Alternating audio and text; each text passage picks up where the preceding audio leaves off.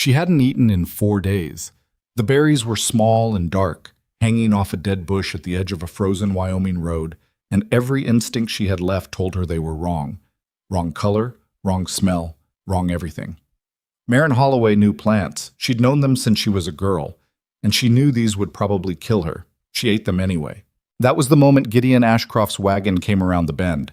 Not Salvation riding in on clean white horses, but a tired man on a tired horse who looked down at a woman crouched in the snow beside a poisonous bush and asked the strangest question she'd ever heard in her life.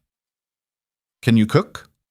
If you want to know how a starving widow on the edge of death ended up saving an entire cattle ranch, like this video, drop a comment with your city and let's see how far this story travels. The road into Caldwell Flats ran straight and mean through the Wyoming basin, cutting between sage flats and frozen creek beds like a scar that never healed right. In early November, it was already brutal. Wind that didn't gust so much as press, steady and cold, driving grit into the eyes of anyone foolish enough to be out in it on foot. Maren Holloway was out in it on foot. She'd been walking since first light, which at this time of year meant she'd been walking since the dark began to thin rather than truly break. Her boots had started separating at the left heel 2 days ago. She'd wrapped it in a strip torn from her underskirt, and the wrapping had held for a while, then soaked through, and now the heel of her left foot was just cold in a way that had stopped hurting and started feeling like nothing at all, which she understood was worse. She carried a canvas sack with a broken strap she held closed with her fist.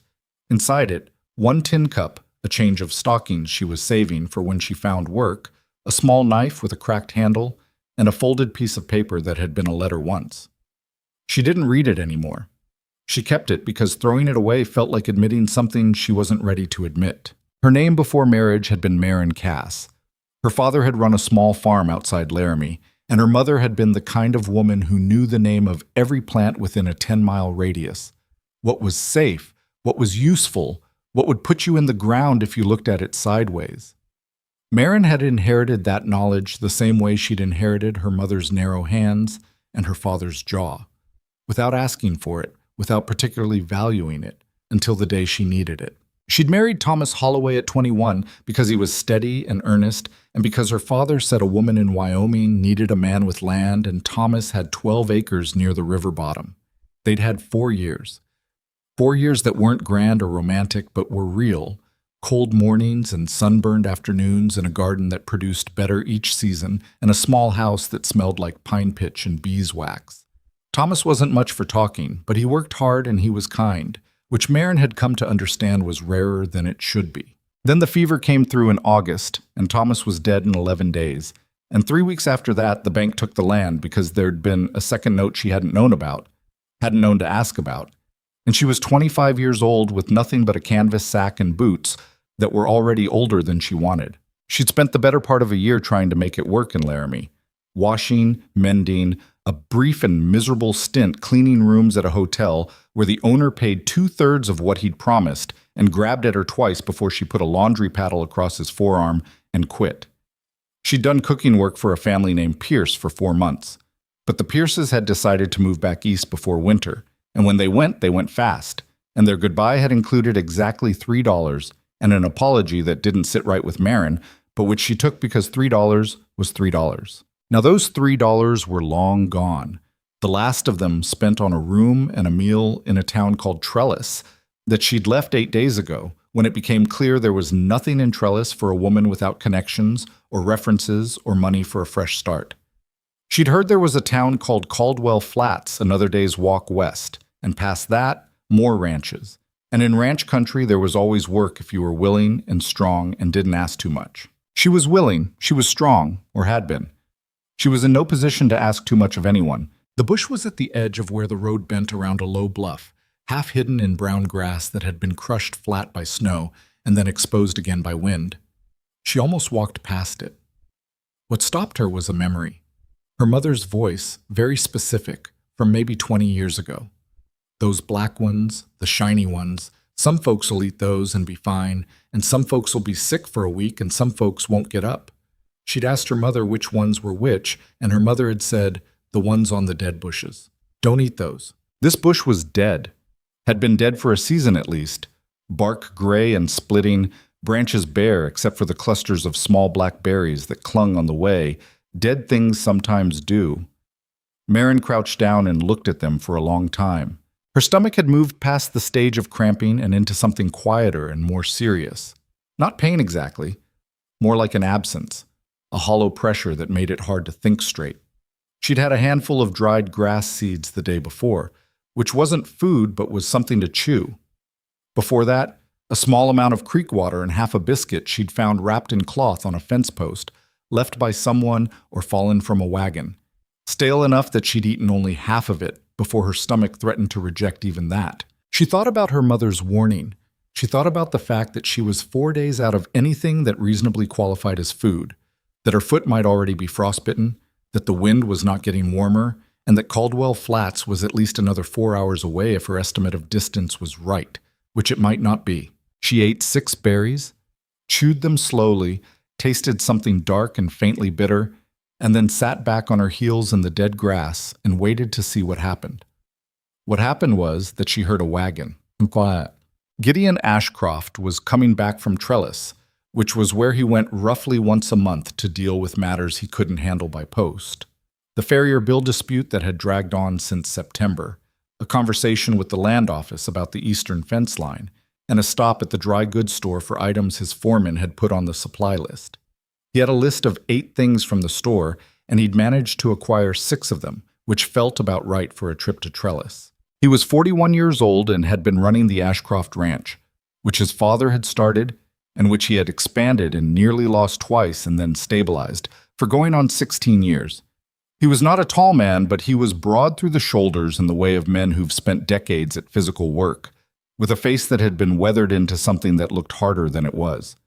He didn't smile often, not because he was unfriendly, but because smiling had always felt like something he had to remember to do, rather than something that happened naturally. He had a foreman named Ruck, who did most of the day-to-day running of the hands. He had 19 cowboys on payroll, which was more than he strictly needed and less than he needed when winter hit hard. He had 460 cattle he was trying to get through November and December without losing too many to cold or disease or the creek bottoms that turned lethal when they froze wrong. He had a loan payment due in March that he tried not to think about too directly, because when he thought about it directly, it made him feel something close to panic, which was not useful. What he did not have was a cook. His last cook, a man named Devereaux, had broken 3 fingers on his left hand in a rope incident 2 weeks ago and gone back to his sister's place in Cheyenne to heal up.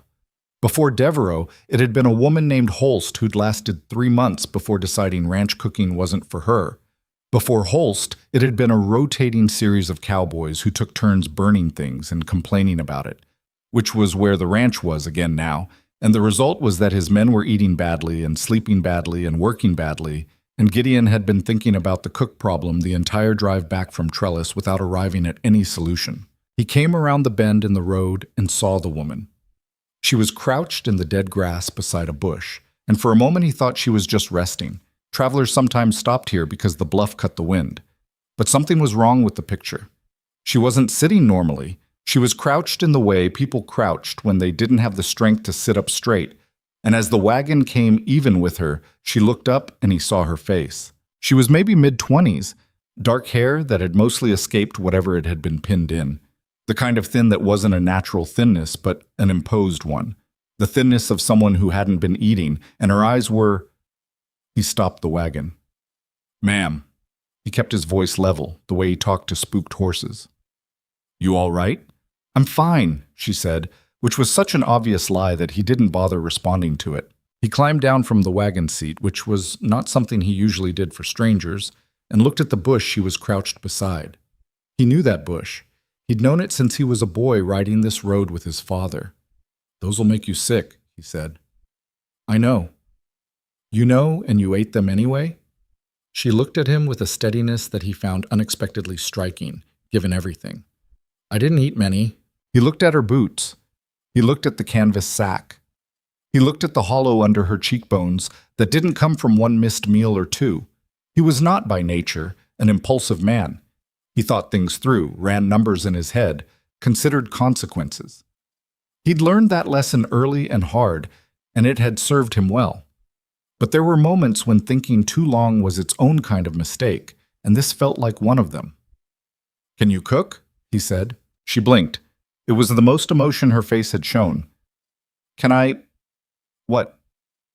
"Cook, make food. I've got 19 hungry men and no cook, and I'm 2 weeks behind on where I should be because of it." He paused. "I'm asking if that's something you know how to do." She stared at him for a long moment, and he couldn't read what was happening behind her eyes. Then she said, "Yes." "You got somewhere to be? Somewhere you're heading?" "Caldwell Flats. I was hoping to find work. Work's here if you want it. Fair wages, a room with a lock on the door, and you eat what everyone else eats." He said that last part deliberately, so she understood it. "I'm not asking about your past or where you came from. I'm asking if you can cook and if you want the work." She got to her feet. It cost her something. He could see that. But she did it without reaching for him or the wagon wheel, just stood up on her own and looked at him directly. "My name is Maren Holloway," she said. "Gideon Ashcroft. My ranch is about 6 miles west." He nodded toward the wagon. "You should sit down before those berries change their mind about you." She didn't get sick from the berries. She wasn't sure if that was luck or constitution, or the fact that she hadn't eaten enough of them to do real damage. What she did get, sitting on the wagon bench wrapped in a horse blanket Gideon Ashcroft produced from somewhere behind the seat, was warm for the first time in 4 days, and the combination of warmth and the low rolling motion of the wagon sent her into something that wasn't quite sleep, but was close enough that she surfaced from it only when the wagon stopped. The ranch sat at the edge of a broad flat that opened up behind a ridge of lodgepole pines. It was bigger than she'd expected. A main house that was plain but solid, a bunkhouse that was clearly newer, a barn with a hayloft and 2 smaller outbuildings, a corral where several horses stood in the fading afternoon light. The whole place had the look of somewhere that was fighting a losing battle against entropy. Fences that needed mending, a pile of lumber near the barn that had been sitting long enough to weather, a gate hanging slightly wrong on its post. But it was standing. It was occupied and alive, and there was smoke coming from the main house chimney, and Maren, who had spent the last several months scaling down her expectations of what surviving looked like, thought, "This will do." "Kitchen's through here," Gideon said, leading her around the side of the main house without ceremony or introduction. He pushed open a side door, and she stepped into a room that smelled like old grease and wood smoke and something faintly soured, and she understood immediately why the ranch's cooking situation had collapsed. The kitchen was a working disaster. Not dirty, exactly. There was evidence that someone had tried to keep it functional, but disorganized in a deep systemic way that went beyond messiness into something structural. Supplies were stacked without logic. A 50-pound sack of flour propped against a wall where moisture could reach the bottom, dried beans stored in 3 different containers of different sizes, a side of salt pork hanging where the heat from the stove would hit it wrong. The stove itself was a good one, iron, with a double oven, but the firebox door had a slight warp that would affect heat distribution. There were good knives and bad knives jumbled together, and the cutting surface had been used for things it shouldn't have been used for. She walked through it slowly, the way her mother had taught her to walk through an unfamiliar kitchen, looking, not touching yet, just reading what was there. "How many men do you feed?" she asked. 19 plus myself, 20 total. 3 meals a day? Breakfast and dinner, usually. Sometimes something midday if they're not too far out." "Who's been doing the cooking?"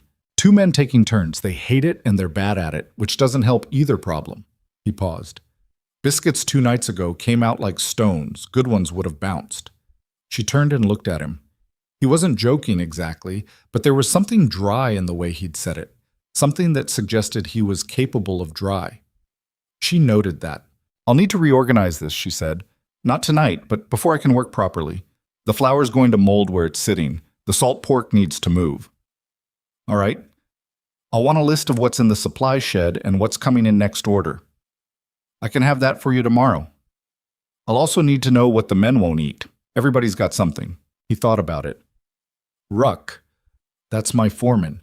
He can't eat onions. Not an allergy, just makes him miserable. And then everyone around him is miserable.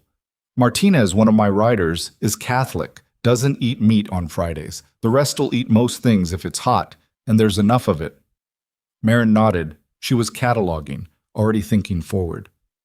"Dinner tonight. What do you have?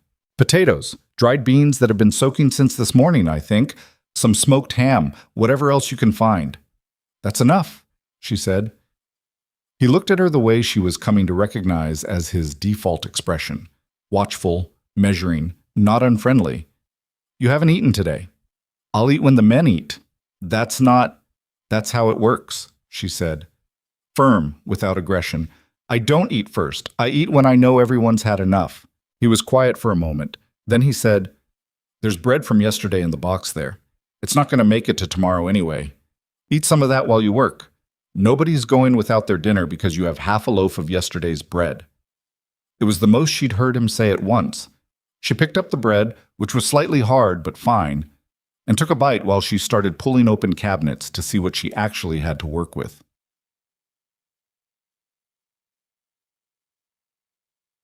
The first dinner was nothing special. Bean soup with smoked ham, skillet cornbread, roasted potatoes with salt, and the dried herbs she found in a jar at the back of a shelf. Someone had put them up once and forgotten about them. It took her 90 minutes, and she plated it ugly because she was working with serving vessels she hadn't learned yet, and her hands were still shaky from cold and exhaustion. But it was hot. It was seasoned. There was enough of it. She stood at the door of the cookhouse, a lean-to attachment off the main kitchen where the ranch hands ate, and watched them file in. 19 men who looked tired and cold, and mostly like they'd been eating badly for weeks. A few of them glanced at her with curiosity, a couple with something more guarded. One of them, a heavy-set man with a dense brown beard, looked at the soup and then at her and said, flat, Is this better than the last stuff? Try it, she said. He tried it. He didn't say anything else, which she took as a reasonable first result. The man she figured was the foreman sat at the end of the long table. He was maybe 50, with the particular stillness of someone who'd spent a lot of years outdoors. When he finished his bowl, he looked up and said, to no one in particular, That's actual food, which made a few of the younger men laugh, and the tension in the room, which Marin hadn't fully registered until it eased, came down several degrees. She cleaned the kitchen after everyone was gone. She moved slowly because she was tired and because her foot, warming up now, had started hurting badly. She rearranged what she could move quickly, made a list of what needed to be reorganized tomorrow, found a pot that leaked from a crack she could probably fix with a wedge of tallow, and finally, when the kitchen was clean enough that she could find things in it, sat down at the small work table in the corner and ate her own bowl of the soup. It was cold by then. She ate it anyway, and it was the best thing she'd tasted in months, not because it was good food. It was plain, it was basic, it was just beans and pork and cornbread. But because she had made it herself, in a kitchen she would clean and organize and run, and she had work again, and she had a room with a lock on the door. The room was off the main house, smaller than a closet by some standards, with a cot and a wool blanket and a small shelf for her things. She locked the door, sat on the cot, and looked at the canvas sack on the shelf. She didn't think about Thomas. She was too tired to think about Thomas, which was sometimes a mercy.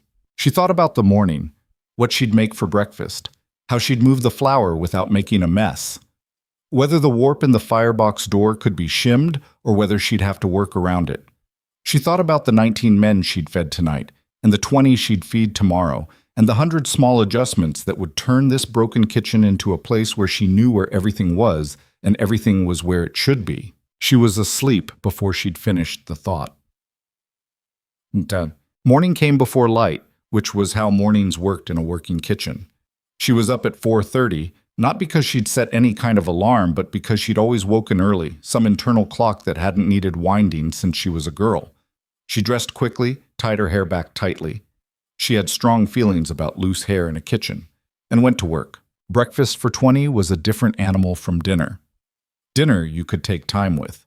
Breakfast had to arrive fast and hot and sufficient before men went out into cold weather for 10 or 12 hours, and it had to be substantial enough to matter.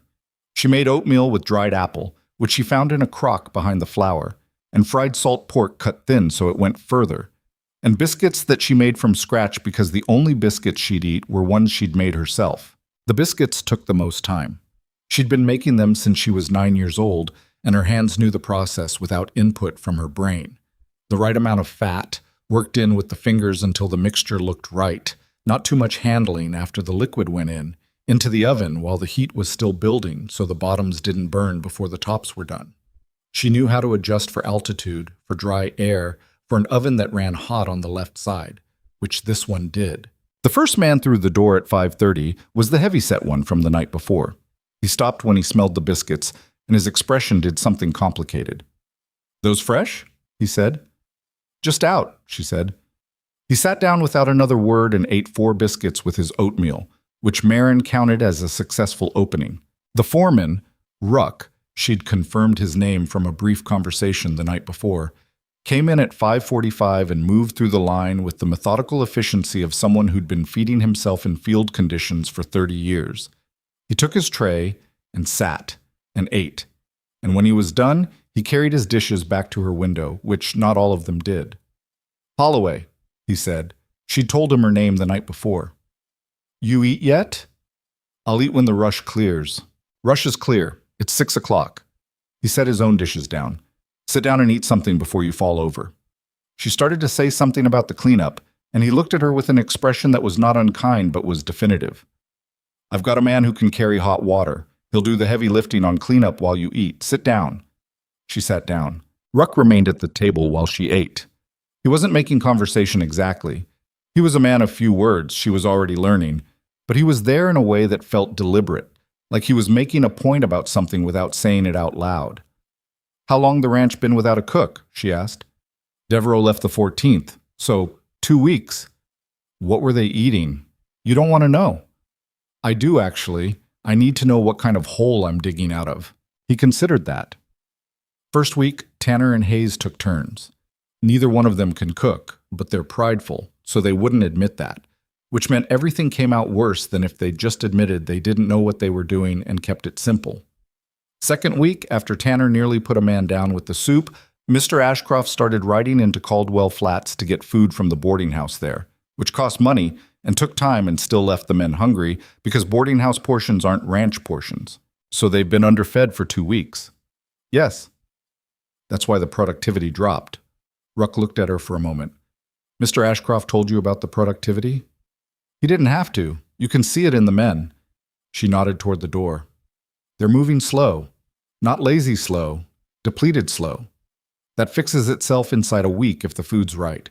He was quiet for a moment, looking at her with the same measuring quality she'd seen in Gideon Ashcroft's face yesterday, a quality she was beginning to understand was just how this ranch looked at new things. "Where'd you work before?" he asked. "I had my own kitchen. Before that, a family in Laramie." "You run supply lists?" "I'll need to. Can you get me an accurate count of what's in the shed?" "By this afternoon." "Good." She finished the last of her biscuit and stood up. "I want to reorganize the storage situation today. Some of what's in there is going to spoil wrong if it sits where it is." Ruck stood as well. "I'll send you the man for cleanup." He started toward the door, then paused. "Mrs. Holloway." "Yes." "Those biscuits."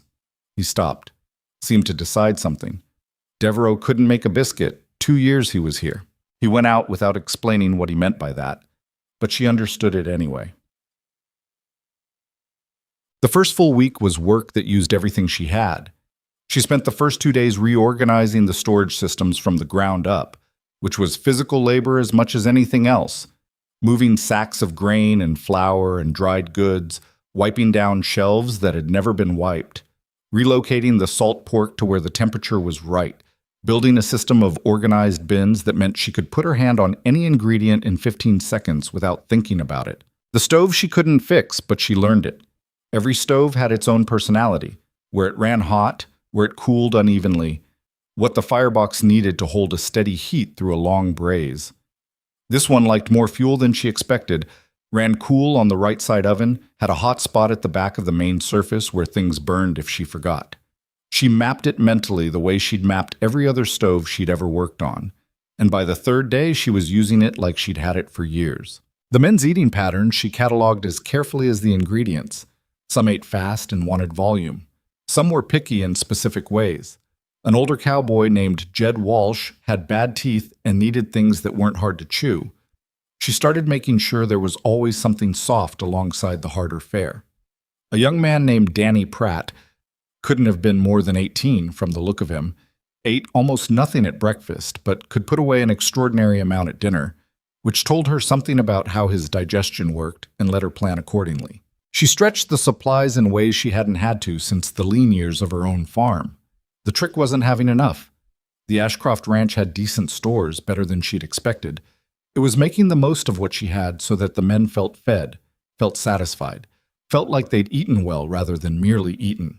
That meant fat in the right places, salt at the right level, texture and variation so the same basic ingredients didn't become invisible through repetition. The bean soup she'd made that first night became a base.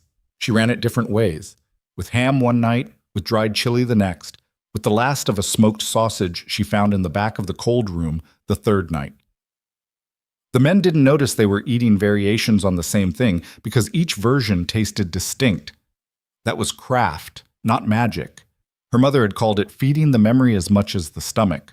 On the fifth day, Gideon Ashcroft appeared in the kitchen doorway at mid-morning when the breakfast cleanup was done, and she was already starting on dinner prep. "How are you managing?" he asked. "Better than the first 2 days. I've gotten the storage sorted." "I saw that." He looked around the kitchen, which was now organized in a way that was visibly different from when she'd arrived. "Ruck says the men are working better. They're eating better. That's the connection." He came in and stood at the edge of the workspace, not in her way, but close enough that they were talking rather than projecting. "I wanted to ask, what do you need that you haven't got?" She'd been keeping a list. She pulled it from the small notebook she'd found in a drawer and used now for supply tracking. "Vinegar. More of it. You've got some, but not enough. Salt pork's getting low, so that needs to be on the next order.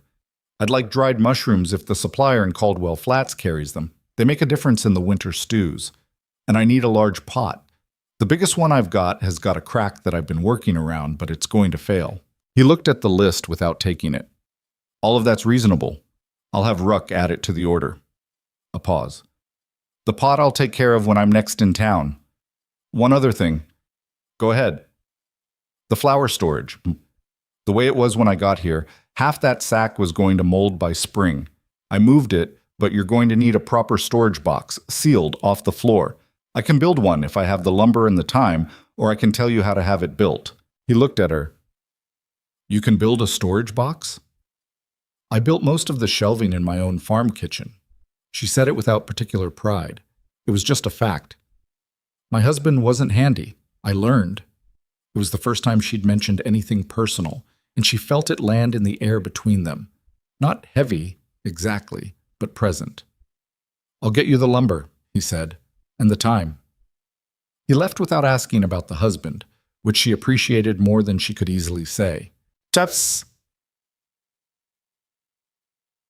The rhythm of the ranch was something that took time to understand from the inside. From the outside, a cattle operation looked like organized simplicity. Animals, land, men. From the inside, it was a clockwork of interdependencies where everything affected everything else, where a sick animal at one end of the operation created ripples you felt in the kitchen 3 days later, where the weather could rewrite the entire schedule with 12 hours' notice. She started to see the patterns around the end of the first week. The roundup, the final push to gather the herd and verify numbers before the hard winter, was scheduled to start in 9 days. It would mean longer days, colder conditions, men who'd be out before light and back after dark, and needed more calories to sustain what they were doing than they could get from 3 normal meals. It would mean breakfast before 4:30, a midday supply of food she'd need to pack and send out, dinner that was substantial enough to close out a day that would leave the men near their physical limits. She mentioned this to Ruck on the 6th day. "The roundup starts when?" 9 days, depending on weather. "I need to build up supplies before then. The current inventory won't carry 20 men through a hard roundup week without either rationing or restocking midweek, and midweek restocking wastes time." Ruck looked at her steadily. "You worked a roundup before?" "I lived one. My husband ran cattle. Small operation, nothing like this, but the principle's the same." "What do you need?" "A bigger order. Now, before the push, so it's here before we need it. I've got the list broken down by day if you want to look at it." She'd spent 2 nights on that list. She had the current inventory figured to the pound, a daily estimate of what 20 men working hard in cold weather needed to function, and a calculated buffer for the variables she couldn't predict. It was the kind of math that looked simple but wasn't. It required knowing your supplies, knowing your men, knowing what weather did to appetite and what exhaustion did to digestion. Ruck took the list and looked at it for a long time. Then he folded it and put it in his shirt pocket. I'll show this to Mr. Ashcroft. Is there a problem with the amount? The amount is the amount, he said, which wasn't exactly an answer. I'll show it to Mr. Ashcroft. Gideon came to the kitchen that evening. He had the list in his hand and he set it on the counter and said, "Walk me through this." She did. She explained each line item, why she'd estimated what she'd estimated, where she'd built in buffer, and why. She explained the difference between feeding men who were cold and tired and feeding men who were cold and tired and doing sustained physical work, which was a larger difference than most people appreciated. She showed him where she could economize if she had to, and where economizing would cost more than it saved. He listened without interrupting. When she was done, he looked at the list again, then at her. "You did this in 2 days," he said. "I've been keeping the inventory since I got here. It wasn't hard once I had the numbers." "Where'd you learn to think like this?" "My mother managed everything on the farm. Everything. My father was a good farmer, but he had no head for numbers, and she knew it, so she did it." She paused. She made sure I knew it, too. He was quiet for a moment. Outside, the wind had picked up, rattling the kitchen's one window in its frame. "I'll approve the order," he said. "In full." "Thank you." He picked up the list and then didn't immediately leave. He stood there for a moment, the list held at his side, looking at something she couldn't identify. Maybe the organized shelves, maybe the state of the kitchen, maybe nothing in particular. "Mrs. Holloway," he said. "Marin is fine." He nodded once. "Marin!" The word sat differently than Mrs. Holloway had. "The men are already working better. I don't know if you've noticed." "I noticed. That's the food."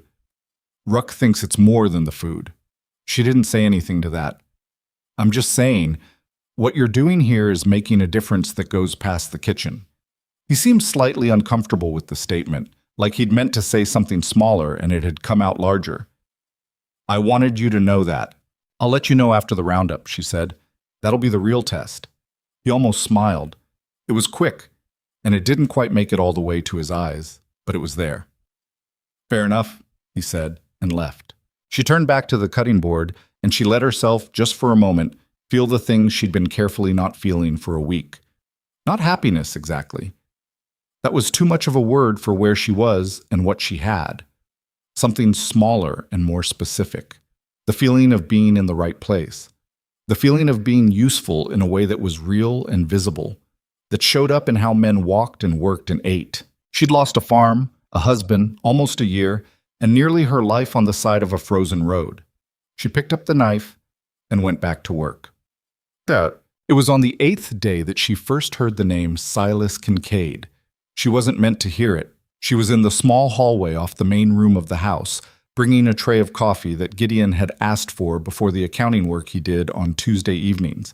And she paused outside the door because she could hear Ruck's voice inside, low and serious in a way that she'd come to recognize as distinct from his normal tone. She wasn't eavesdropping. She was about to knock, but the words came through the door before she could. "Due in March," Ruck was saying. "That's not much time, and if Kincaid pushes the bank before then, Kincaid can't push anything until the note's past due." Gideon's voice was flat in a specific way, controlled flat. "He pushed the Harmon place last year. Harmon wasn't past due either, technically, when the bank started making noises about reviewing the terms. I know about the Harmon place. I'm just saying, if he starts talking to Patterson at the bank, the terms can change. That's happened before." A silence. "I know," Gideon said. "I know." Marin knocked. Gideon said, "Come in," and she came in and set the coffee down and looked at neither of them directly. Ruck left without acknowledging her, which wasn't his usual way. Gideon picked up the coffee and didn't say anything. "Thank you," she said, meaning it as an exit. "Marin." She stopped. "Don't concern yourself with what you just heard. It wasn't unfriendly. It was just clear. It's a business matter." "Of course," she said. She went back to the kitchen and set her hands flat on the counter and stood there for a moment. Due in March. If Kincaid pushes the bank. A ranch loan. A creditor pushing. A deadline coming. She thought about the supply list she'd built, the careful counting, the numbers that had to add up just right to get through the winter and the roundup. She thought about the inventory she'd been keeping, and she thought about the financial picture that those numbers, looked at in a certain way, would tell you. She wasn't concerned, not yet. It wasn't her business. He'd said it clearly, and he was right. She picked up her knife and went back to work. And she did not think about Silas Kincaid for the rest of that night, but she did not entirely not think about him either. The roundup started 8 days after she arrived, which was one day earlier than scheduled because the weather forecast said something no one liked. She was up at 3:45 that morning and had breakfast going by 4.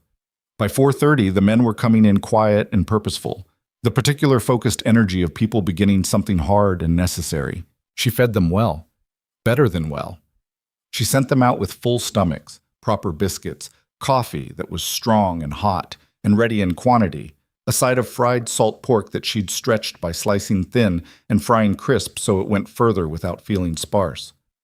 She watched them go out into the cold dark and thought, hold up under it. You've got enough in you to hold up under it. That afternoon, she packed food for the midday stop. Cold biscuits with thick bacon, dried apple tied in cloth packets, strong cold coffee in sealed flasks. She gave it to the young man named Danny Pratt, who was riding it out, and she gave it to him carefully packed so nothing would spill or freeze, and she told him, make sure Walsh gets the softer biscuits. They're in the cloth on the left. Danny looked at her like she'd said something surprising, and then said, yes, ma'am, and rode out. Standing in the yard watching him go, with the cold settling in around her and the smoke from the kitchen chimney rising straight up into still air. She thought for the first time since arriving that maybe, just maybe, this place was beginning to feel like something other than a temporary solution. She went back inside. There was dinner to think about, a tired crew coming home in the dark, 20 men who were going to need more than just food. They needed to come home to something that felt like enough. She would make sure it was. The roundup lasted 6 days. Maren didn't sleep more than 4 hours any night of it.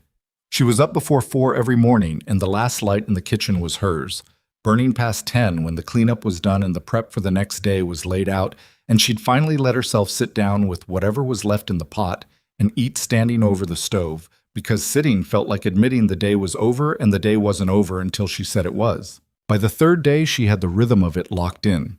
Breakfast at 4:30, packed midday food out by 8, with whoever was riding supply, dinner on the table at 6:30 regardless of what the afternoon had done to her plans.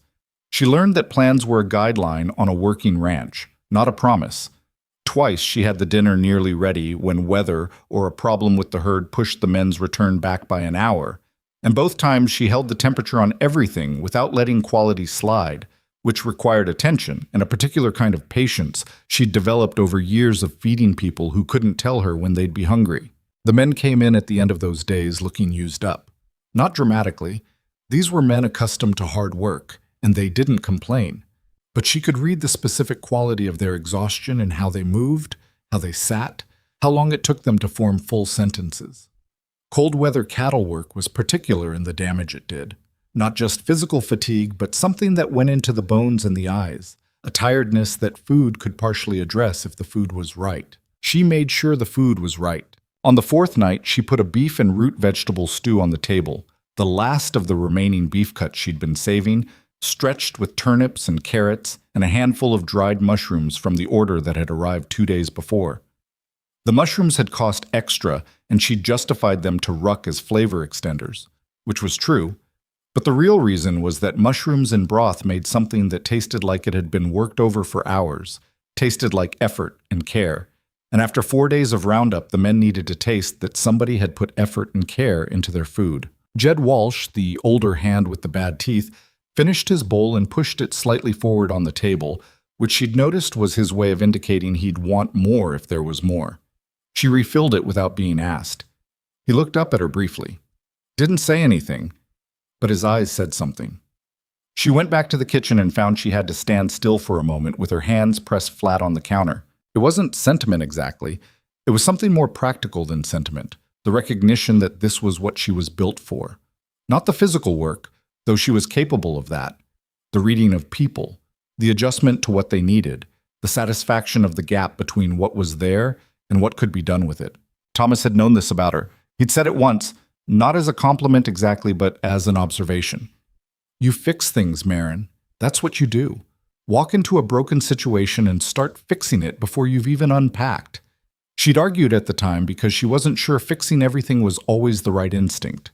But she thought about it now, in this kitchen that had been broken when she arrived and was no longer broken, and she thought maybe Thomas had seen her clearly. On the fifth day, the shoulder happened. She heard the commotion from the kitchen, not shouting, which would have been less alarming, but the specific controlled urgency of men dealing with something serious. She wiped her hands and went to the doorway. Two of the younger hands were half carrying a third man across the yard.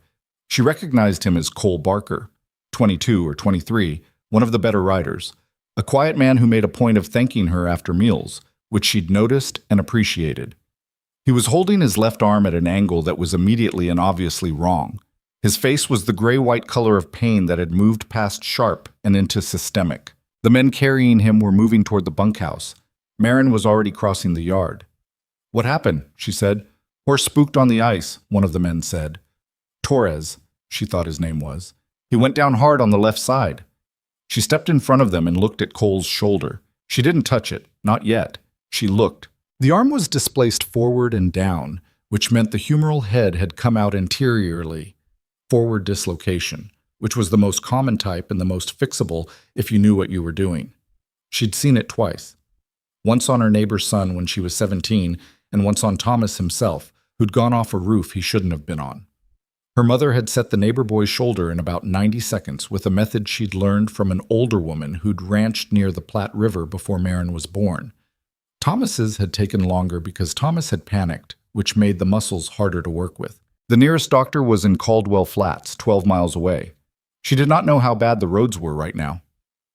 She knew that a shoulder left unreduced for hours became harder to set as the muscles tightened, and that this young man's face was saying he was approaching the limit of what he could absorb before shock became a real concern. "Bring him inside," she said. "Kitchen table." Torres looked at her. "We should get the doc.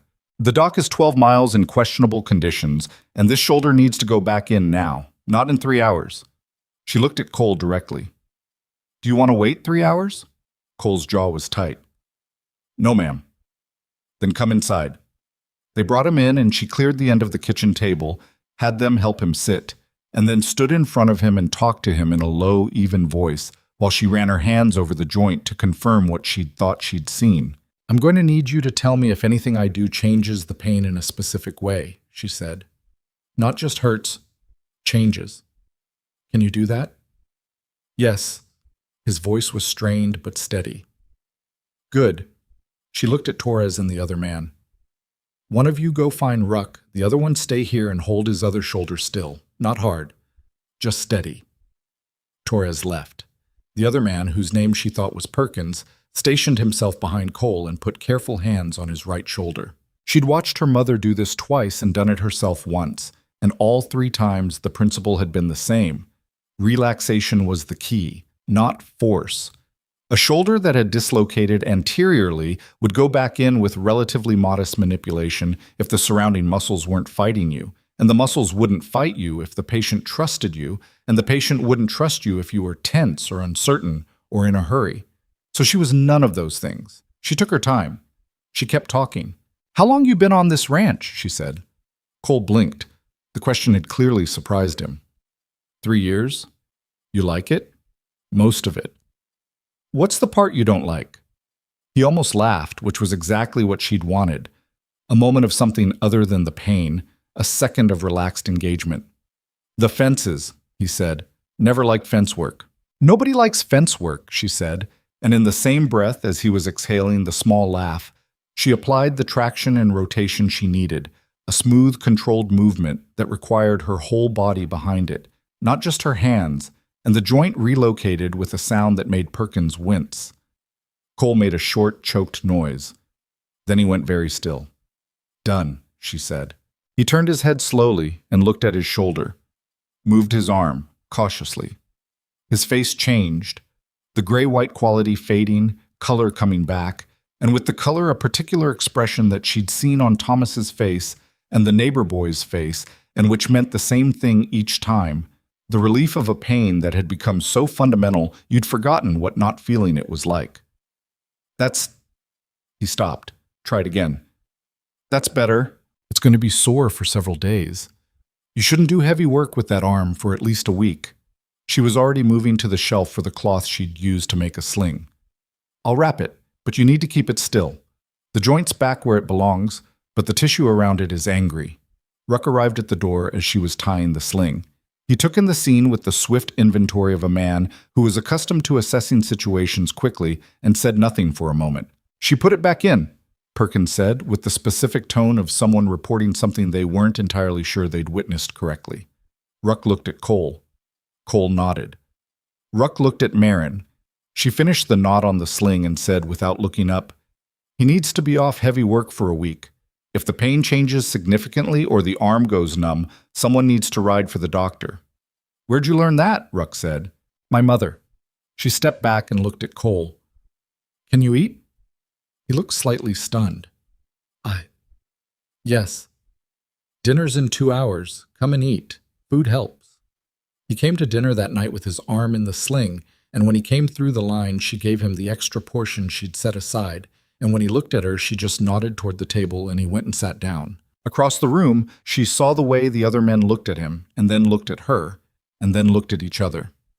She couldn't read all of what was in that exchange, but she understood enough of it. Something had shifted. The roundup ended on the 6th day, an hour before sunset, when Ruck came in and confirmed the count and said the number out loud in the kitchen doorway where she was standing, and the number was good. Not perfect. 2 animals lost to a frozen creek crossing on day 3, which Gideon had taken quietly and hard, but strong enough to enter winter with confidence. Gideon came to the kitchen that evening after dinner was done and the men had gone back to the bunkhouse. He came in and sat at the work table, which he'd never done before, always stood, always maintained the slight formal distance of an employer in his own kitchen. He sat down and she poured coffee without asking and set it in front of him and sat down across from him, also without asking. 6 days, he said. It went well.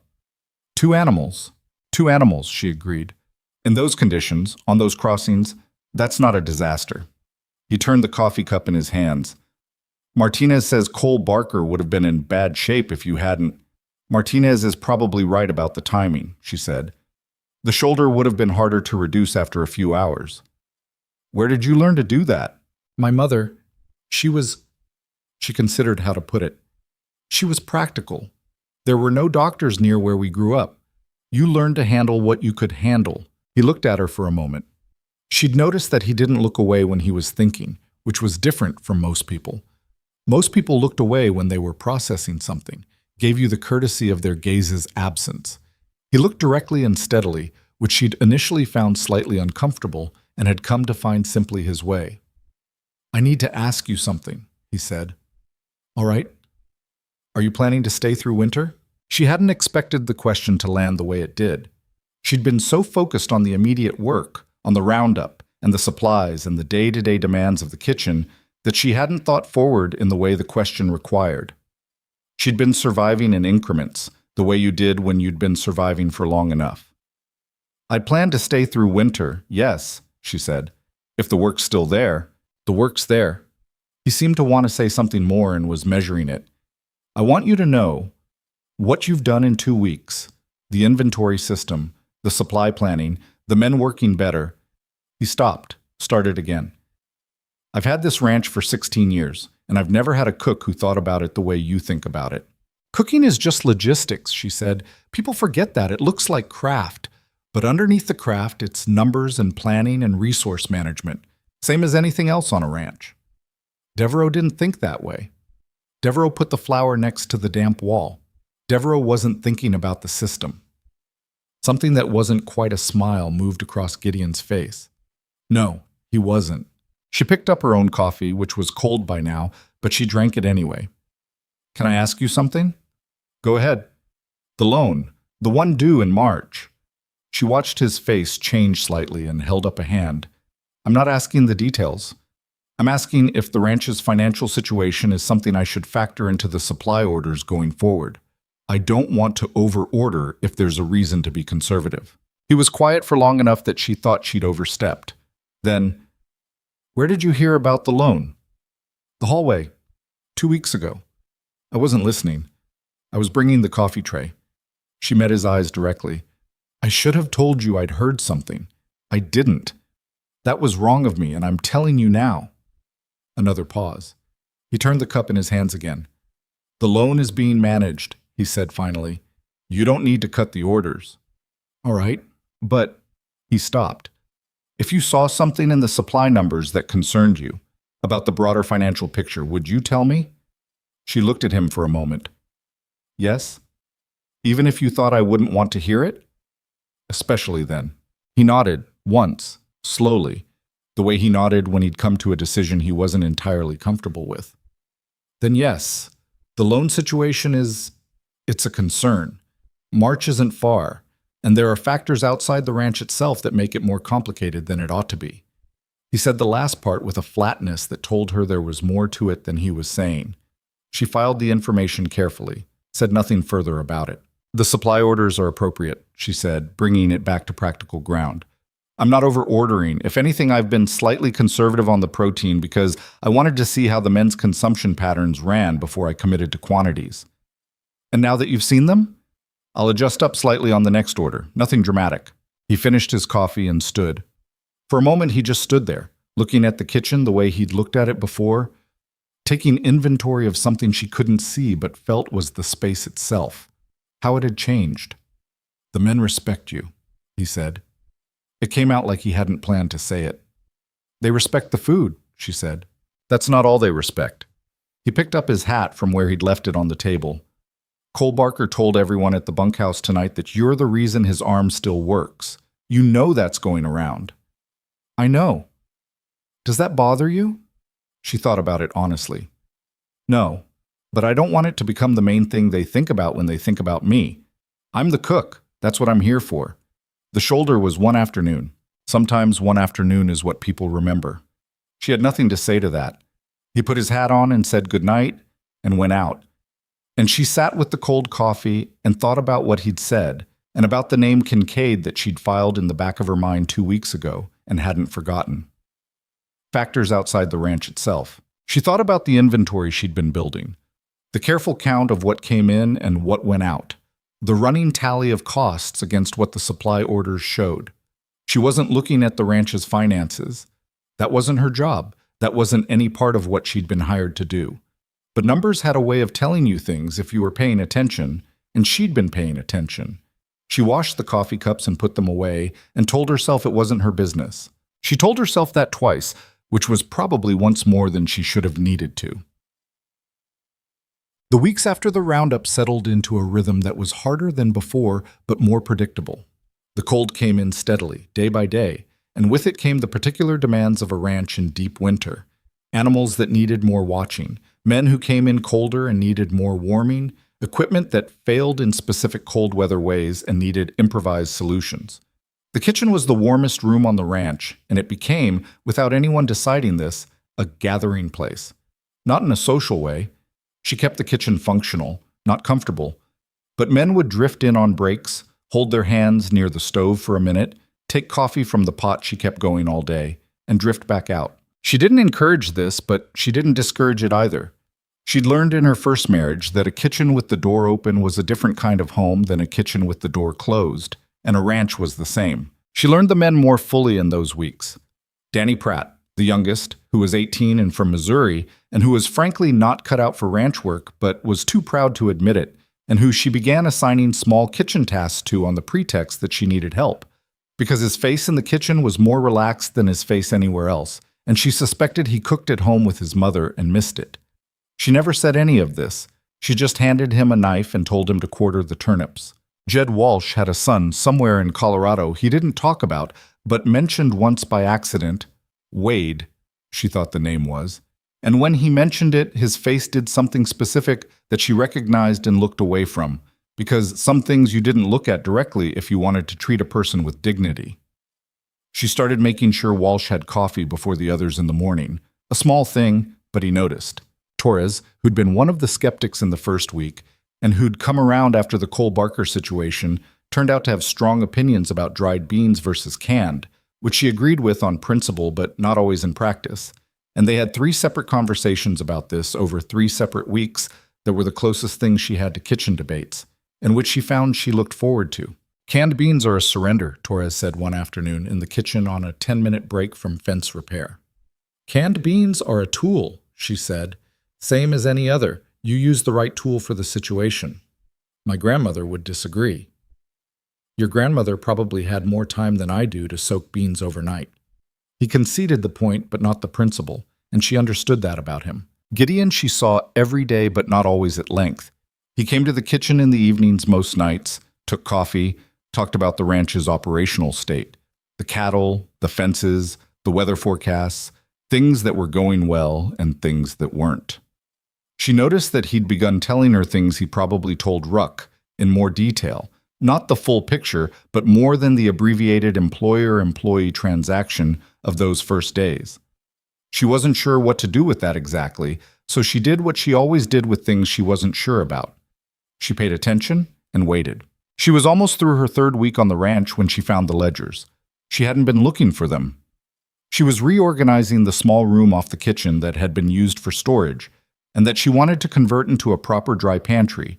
And in moving a stack of boxes, she found, behind them, a wooden crate with no label that contained what turned out to be 2 years of the ranch's account ledgers, apparently put there and forgotten. She should have moved the crate without looking. She looked, not deeply, not at length, just enough to understand what she was looking at. The ledgers were handwritten in 2 different hands, one cramped and careful, one larger and faster, and they told the story of a ranch that had been in reasonable financial health 2 years ago and was now in a position that was more precarious than reasonable. The loan was there. She could see the entry, the amount, the terms. The March deadline was there. And on the last page, a number she hadn't expected. She closed the ledger and put it back in the crate exactly where she'd found it. She stood in the small room for a long moment. The number she'd seen wasn't the loan amount.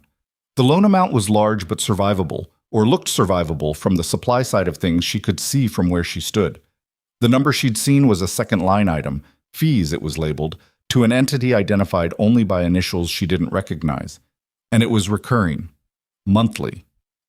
And it was high enough that if it continued from where it was now to March, the difference between paying the loan and not paying it would be closer than she suspected Gideon knew. She went back to the kitchen, she made dinner, she fed 20 men, she cleaned up. She lay in her room that night with her hands behind her head and stared at the ceiling, and she thought about a lot of things. Thomas, and the note he hadn't told her about, and whether not knowing was a mercy or a cruelty. She thought about her mother's voice saying, "Numbers tell you the truth if you let them." She thought about Gideon Ashcroft asking her weeks ago, "If you saw something in the supply numbers that concerned you, would you tell me?" She'd said yes, especially if you thought I wouldn't want to hear it. She turned over on the narrow cot and closed her eyes and told herself to sleep. She had breakfast in 4.5 hours. She had work to do, but she knew what she was going to have to do tomorrow, and she knew Gideon wasn't going to like it. She was right about that. She told him the next morning, not at breakfast. Breakfast was not the time for conversations that required full attention, not with 20 men coming through and coffee to manage and biscuits in the oven. She waited until the kitchen was cleared and cleaned, until the mid-morning quiet settled over the main house, and then she went to the door of the small office where Gideon did his accounting work and knocked twice. "Come in." He was at the desk with the ledger open, a different one from what she'd found, the current operational one he kept in the desk drawer. He looked up with the expression he had when he was pulled out of numbers, slightly unfocused, then present. "I need to talk to you about something," she said. "It's not about the kitchen."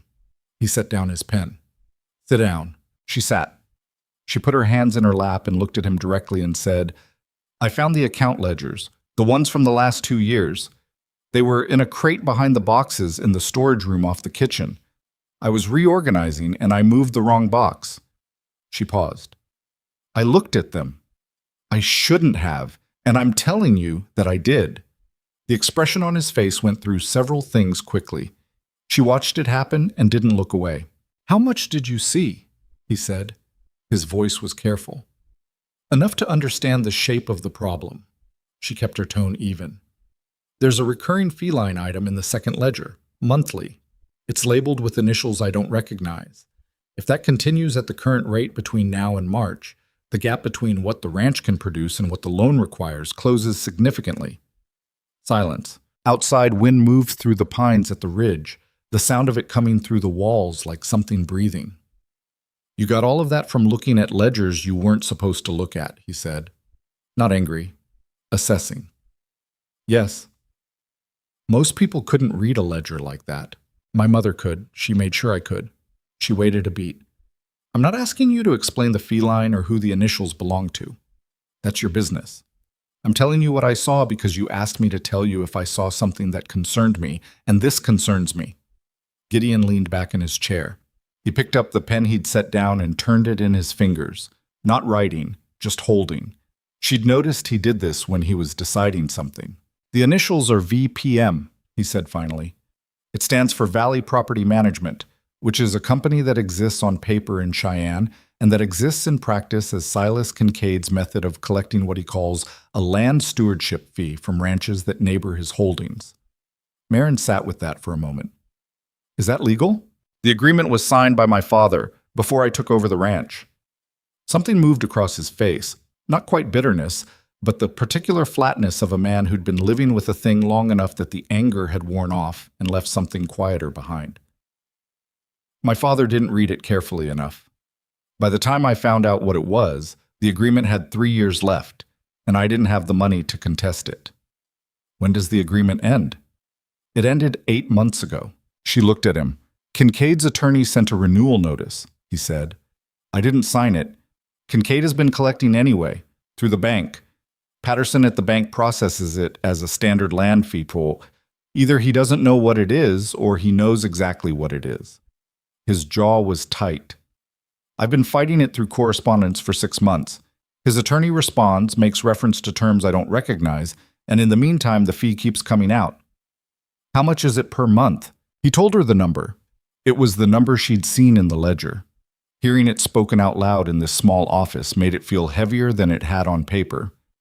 And the loan principal comes due in March, she said, March 14th. She was quiet for a moment, doing the arithmetic in her head. Not complicated arithmetic. She'd been working numbers since she was 9 years old, and this was the kind of problem that presented itself clearly once you had the full shape of it. The ranch's income from the cattle sale in fall, minus operating costs, minus the illegal fee that was still being extracted despite the expired agreement, minus the margin she'd seen in the ledger. The gap wasn't unsurvivable, but it wasn't comfortable either. And if Kincaid was doing what she thought he was doing, the discomfort was intentional. He wants the ranch, she said. Gideon looked at her. What makes you say that? The fee is designed to make the loan harder to service. The loan is due in March. If you miss the payment, the bank can move to foreclose. And if Kincaid has a relationship with Patterson at the bank, she stopped. Am I wrong? He was quiet for long enough that she knew she wasn't wrong. He's been after this land for 4 years, Gideon said. My eastern pasture borders his western range. He wants to expand his operation, and the quickest way to do it is through acquisition. The word acquisition came out flat and cold. He offered to buy it twice. I said no twice. So he found another way. He's good at finding other ways.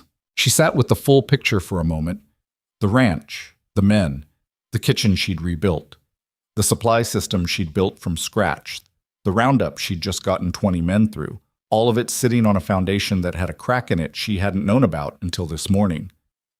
What's your plan? She said. I'm working on it. Gideon. She said his name deliberately, the way she'd say it when she needed him to stop the automatic response and think. What's your actual plan? He looked at her. I don't have one yet. That's the honest answer. It was the first time she'd heard him say something like that. The first time the careful, controlled exterior had come apart enough to let something real through. She recognized what it cost him, so she didn't make it worse by reacting to it. All right, she said. Then let me think. She thought for 3 days. She kept it contained, she did her work, she fed the men. She maintained everything that needed maintaining. But the numbers were running in the back of her head the way numbers did when they had her attention, turning over and showing her different sides each time. The problem, stripped to its elements, was this. The ranch needed to service a loan in March. The money to service that loan was being quietly drained by a fee that shouldn't be coming out anymore. The fee was being processed through a bank with a questionable relationship to the man collecting it. And between now and March, Winter would reduce the ranch's income to near zero because cattle sales happened in fall, not winter. Unless she was making bread on the third morning, Wednesday, the bread day, the one day she made enough to last 2 days because the baking took most of the morning, when the piece she'd been missing moved into place. She didn't say anything to anyone that day. She waited until Thursday, when Gideon came for his evening coffee, and she sat down across from him and put a piece of paper on the table between them. "I want you to look at this," she said. He looked at it. It was covered in her handwriting, numbers mostly, organized in columns with small notes alongside. He picked it up, and she watched his face move through the process of reading it. "Walk me through it," he said. "The ranch has approximately 60 cattle that could go to market before the full winter closes the roads," she said. "Not the full herd.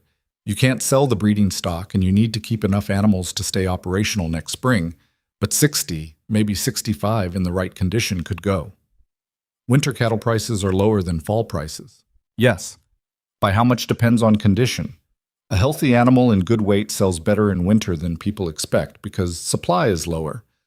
Most ranches hold their animals and wait for spring, which means the buyers who need winter stock pay a premium for quality." She tapped the paper. "I've been looking at what you have. The animals that didn't go in the fall sale, you kept them because they weren't fully ready yet. But they've had 6 weeks on winter grazing and the feed supplement Ruck's been running, and some of them are ready now." He looked at the numbers again. "The difference between fall price and what I could get now is real, but not as large as you think for the right animals. And it closes the gap." She pointed to the calculation at the bottom of the page. "This column is what the ranch has after operating costs and after the illegal fee, assuming it continues to come out. This column is what you need in March. This column is what 60 good animals at current winter market rates would add." He was very still. "It works?" she said. "Not perfectly. There's not a large margin. But it works. And it removes the scenario where Kincaid's fee makes the difference between making the payment and not making it." Gideon set the paper down. He looked at it for a long moment without touching it, the way a man looks at something he's not sure he trusts yet. "You calculated current winter market rates," he said. "Ruck had the information from the last supply run. There are buyers coming through Caldwell Flats in early December, a purchase agent for a meatpacking operation in Cheyenne. I asked Ruck about it casually. He said the agent pays fair price for quality animals." She paused. "I didn't tell him why I was asking." "Why not?" "Because if I was wrong about the numbers, I didn't want to have raised the possibility unnecessarily." He sat back, turned his coffee cup in his hands. She waited. "If I sell 60 animals now," he said slowly, "I'm thinning the herd going into the hardest part of winter. That's a risk. If we lose animals to cold or disease on top of that, yes, that's the risk." She didn't soften it. "You'd be selling from a position of current strength to address a threat that's still 3 months away. If conditions change badly between now and March, you'd be in a worse position than if you'd held everything. I'm not pretending that's not true." "So it's a gamble." "Everything is a gamble. The question is which gamble?" She met his eyes directly. "Right now you're gambling that you can fight the fee extraction through correspondence and arrive at March with enough to make the payment.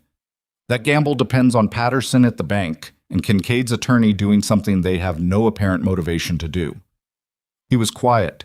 "The other gamble depends on your cattle, your range conditions, and a purchase agent in Caldwell Flats. Those are things you know. Those are things you can influence." She picked up the paper and put it back in front of him. "I know which gamble I'd take, but it's your ranch." Gideon looked at the paper for a long time. Then he looked at her. "You figured all of this out in 3 days," he said. "I had good numbers to work from. Ruck keeps clean records." "Ruck keeps clean records. You turned them into a strategy." He wasn't saying it as a compliment exactly. He was saying it the way he said most things, as an observation. But there was something underneath it that she heard clearly enough. "I grew up doing math at a kitchen table," she said. "My mother would have had this in an afternoon. Your mother sounds formidable." She was. Marin looked at the paper. "She would have also told me this was none of my business, and I should have moved the crate without looking." Something shifted in Gideon's face. Not quite a smile. He rarely got all the way to a smile, but the closest thing to warmth she'd seen in his expression since that first night in the kitchen. And yet, she agreed. He stood up and took the paper with him. I need to look at the herd numbers with Ruck. Check the specifics against what he knows about the individual animals. He paused at the door. This stays between us for now. Of course. He left. She sat with her cold coffee and thought about her mother's voice saying, "You fix things, Marin, before you even know you're doing it." And for the first time in a long time, she didn't feel any particular need to argue with that. Silas Kincaid arrived on a Tuesday 9 days later in a buggy that was too fine for the road conditions and driven by a man in a coat that said he was paid to look intimidating. Marin was in the kitchen when she heard the wheels on the frozen ground, heard the different quality of the approaching sound, not a ranch wagon, something lighter and faster. And she moved to the kitchen window the way she moved to any source of information, automatically, without making it a production. The man who climbed out of the buggy was not what she'd built in her imagination. She'd built something large and obviously threatening, the kind of villain that announced itself. Kincaid was medium height, slim, dressed in a dark coat that was expensive but not showy, with a face that was pleasant enough in the way that some faces were pleasant without being warm. He had the look of a man who smiled often and meant it rarely, and who had learned that the smile covered most of what he needed to cover. He looked at the ranch with the expression of a man taking inventory of something he expected to own. Ruck came out from the barn. She couldn't hear the exchange from the kitchen window, but she could read the posture of it. Ruck polite, as he was always polite, and unhappy underneath it, as he was when something interfered with work. The man in the coat stayed at the buggy. Kincaid gestured toward the main house. She went back to the stove and stayed there. 20 minutes later, Gideon came to the kitchen doorway. His face was the controlled flat she recognized from the evening he'd talked about the loan. "Kincaid is in my office," he said. "I heard him arrive. He says he's here to discuss a mutually beneficial arrangement regarding the land. Those are his words." He stopped. "I'm going to tell him the situation with the fee is being addressed legally, and that I'm not interested in a land sale." "All right." He didn't leave immediately. She turned to look at him. "You should know," he said, "that the cattle sale is confirmed. Ruck and I went through the herd 2 days ago. We've got 63 animals that are ready and priced correctly. The purchase agent confirmed he's coming through Caldwell Flats on the 16th. She felt something release in her chest that she hadn't realized she'd been holding. "Good. It's not done yet." "No, but it's moving." He nodded. "Stay as a kitchen." It wasn't dismissive. It was the voice he used when he was protecting something. "This won't take long." She stayed in the kitchen. She put a pot of coffee on because she always put coffee on when she needed to do something with her hands.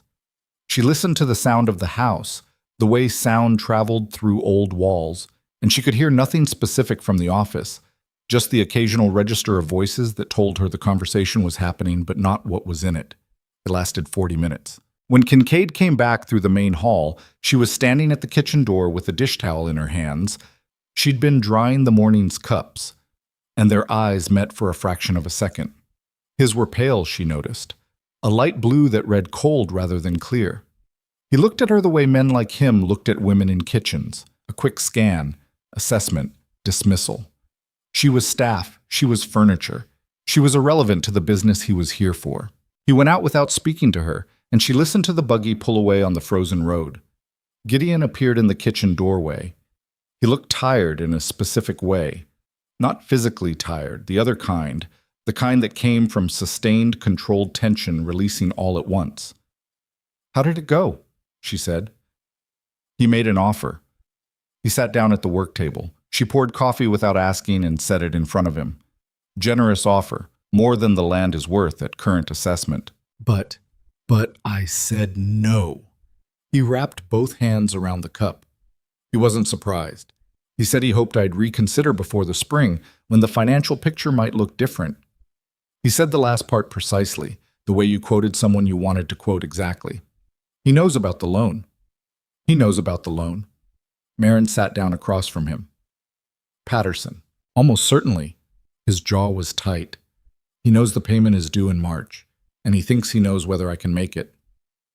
Does he know about the cattle sale? No? Gideon looked at her steadily. That's still between us and Ruck. She turned her cup in her hands, thinking. He'll find out eventually, when the purchase agent comes through. By then it'll be too late for him to interfere with it. Are you sure of that? He paused. What are you thinking? I'm thinking a man who's been running this play for 4 years doesn't make a personal visit just to make an offer and accept a number. He made the visit because he wanted to see the current state of things. She was working it out as she said it, which was how her thinking sometimes happened. She needed to speak it to see it clearly. He looked at this ranch when he drove in. He's going to go back and think about what he saw and whether it matches what he expected. And what did he see? A ranch that's more operational than he expected it to be this late in the season. Men who look like they've been eating properly. Fences that have been maintained. She paused. He came expecting to find something worse than this. Gideon was quiet, turning that over. The sale needs to happen before he can find a way to create a problem with it, she said. Not necessarily before he finds out, but before he can act on what he knows. That means moving faster than the original timeline if possible. The purchase agent's date is set. Can it move earlier? He looked at her for a moment. I'd have to contact him. Ruck could ride to Caldwell Flats tomorrow. Something moved in Gideon's expression. Not surprise exactly. She thought she was past the point of surprising him, but something that looked almost like the relief of a man who'd been figuring alone and had suddenly found someone figuring alongside him. You're not just the cook, he said. It came out quiet, almost to himself. I'm absolutely just the cook, she said. I have dinner to start in an hour. He almost smiled. Almost. I'll send Ruck in the morning. The temperature dropped 12 degrees the following week. It came in fast and mean the way Wyoming weather sometimes did. Not gradual, but sudden. A shift that turned the already cold ranch into something that required full defensive measures. Extra feed for the cattle, men working in shorter rotations to prevent frostbite. Extra fuel brought to every building, every water trough checked twice a day for ice that formed faster than it should. Marin adapted the kitchen to the cold the way she adapted to everything, by observing what it required and providing it. Hot food every meal without exception. Coffee running all day. She added rendered fat to the biscuit recipe to increase caloric density. She made sure the men going out in the worst conditions ate something hot before they left, even if it was just broth and bread, because she knew what cold did to a body that wasn't fueled, and she wasn't going to have a man going down on her watch. Danny Pratt came in one morning with the beginning of frostbite on 2 fingers, pale and waxy at the tips, which she caught when she handed him his coffee and saw his hand. Come here, she said. It's nothing, he said. Come here, Danny. She had him sit down and she warmed his hand slowly, the right way, not in hot water but in her own hands, and then in cool water, working gradually because frostbite that was warmed too fast did damage. He sat with the particular embarrassed stillness of an 18-year-old being looked after, and she talked to him about the beans versus canned debate she'd been having with Torres, and he gradually relaxed. You need better gloves, she said when the fingers were back to normal color. I know. Tell Ruck. That's not optional, Danny. That's a medical thing. He'll think I can't handle the cold. She looked at him directly. He'll think you need better gloves. Which is true. It doesn't say anything about you. She paused. Ruck's had frostbite twice in his life. He's told me about it. He won't think less of you for asking. Danny looked at her with the expression she'd seen from him before, the one that said she'd said something he'd needed to hear and didn't know how to respond to. Yes, ma'am. And eat more breakfast. You're not eating enough in the morning for what you're doing out there. He started eating more breakfast. The purchase agent arrived on the 14th, 2 days earlier than the original date. Ruck had ridden to Caldwell Flats and negotiated the date change with a bottle of Gideon's Good Whiskey and an explanation about weather windows, which was true enough. The agent was a heavy-set man named Copley, who wore a buffalo coat and had the quick, efficient energy of someone who moved through a lot of ranches in a short time and didn't want to waste either party's time. He walked the 63 animals in the east pasture with Gideon and Ruck, took his time about it, running his hands over flanks, checking teeth, assessing weight with the practiced eye of someone who'd been doing this for years. Marin watched from the fence line. She'd gone out on the pretext of checking whether the outdoor water trough near the pasture needed attention, which it didn't, but she needed to see. Copley made his offer. She couldn't hear the number from where she stood, but she could read Gideon's posture, not the immediate acceptance of a desperate man, but the measured consideration of someone with a real position to negotiate from. They went back and forth twice. She watched Gideon stand his ground on the second round and watched Copley consider and then nod. And she knew from the handshake that followed that the number was close to what she'd calculated. She went back to the kitchen before they came in from the pasture. An hour later, Gideon appeared in the kitchen doorway. He looked different from how he'd looked for weeks. Not relaxed exactly, because relaxed wasn't a word she associated with him, but like something that had been pulled tight had been let out a turn. "It's done," he said. "I heard the handshake from across the yard." He looked at her steadily. "The number's good, Marin. It covers the loan with enough left to handle operating costs through to spring." She nodded. She kept her face practical because she thought he needed practical right now more than he needed anything else. "That's what I calculated," she said. "You calculated it 3 weeks ago when I didn't have a plan." "You had a plan. You just needed someone to run the numbers on it." He opened his mouth and then closed it, and she thought he was going to say something significant. And then Ruck appeared behind him in the doorway with the paperwork from Copley, and the moment passed into business, which was probably the right thing for it to pass into. She turned back to the stove. The cattle would be collected in 4 days. The money would clear before the end of the month. March 14th was still weeks away, but the shape of it had changed entirely, from a cliff edge to just another date on a calendar, a payment that would be made and a debt that would be cleared, and a man who'd spent 4 years trying to take this ranch, who would have to go home and think of another way. She put more wood in the firebox and started on dinner. Outside, the wind was picking up again, driving snow sideways against the kitchen window. She could hear the men coming in from the pasture, boots on the frozen ground, voices short and purposeful in the cold. 20 men who needed feeding, a ranch that was still standing. It was enough. For now, it was enough. But she knew, even as she worked, that Silas Kincaid didn't take a loss and simply walk away. She'd seen his eyes for that half second in the hallway, that pale cold blue, and what she'd seen in them wasn't the look of a man who accepted no. She added salt to the pot and kept her hands moving and told herself she was overthinking it. She didn't entirely believe herself. Kincaid's next move came not through the bank but through the county land office, and it came quietly, the way his moves apparently always came. Not a frontal assault, but a side door, and by the time Gideon found out about it, it had already been in motion for 2 weeks. A man named Aldridge from the county assessor's office arrived on a Wednesday morning in late December, riding a gray horse and carrying a leather satchel that had the look of official business. Marin was at the kitchen window when he came through the gate, and she watched Ruck intercept him in the yard with the posture of someone who hadn't been expecting company. She kept her hands in the bread dough and watched. The conversation in the yard lasted 10 minutes. Aldridge produced documents from the satchel. Ruck's posture changed, not dramatically, but she knew Ruck's posture now, and she could read the shift. He brought Aldridge to the main house, and she heard the knock on Gideon's office door, heard the muffled exchange of voices, heard the door close. She worked the dough. An hour later, Ruck came to the kitchen. He sat down at the work table without being invited, which was unusual. Ruck always asked before he sat, some ingrained courtesy that he'd never explained. The fact that he didn't ask this time told her something before he said a word. "There's a boundary dispute," he said. She shaped the dough into loaves without stopping. "What kind?"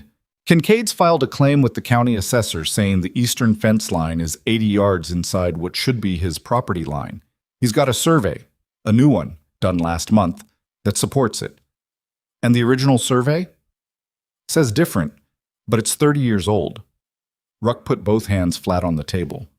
"If the county accepts Kincaid's survey, we lose a strip of the eastern pasture. Not large in raw acreage, but it's the strip where the creek runs." She stopped. "The water access. Without that creek access, about a third of the eastern pasture becomes unworkable in summer. We'd have to run a pump system or haul water, which costs money we don't have and time the men don't have." She stood there for a moment with flour on her hands, looking at the loaves in front of her without seeing them. "He planned this." "He planned this," Ruck agreed. "The cattle sale. He found out about it. Maybe from Copley, maybe from someone in Caldwell Flats who saw the purchase agent come through. He knew it would close the loan gap, and the March approach wasn't going to work anymore." She was working through it out loud, the way she did when the shape of something was becoming clear. So he shifted, filed the boundary claim before the loan payment date, so there's a new problem even after the financial one is resolved. Ruck looked at her with the steady gaze she'd come to understand was his form of agreement. "Where's Gideon?" she said. "Still with Aldridge. The man's got a lot of paperwork." She washed her hands, dried them on her apron.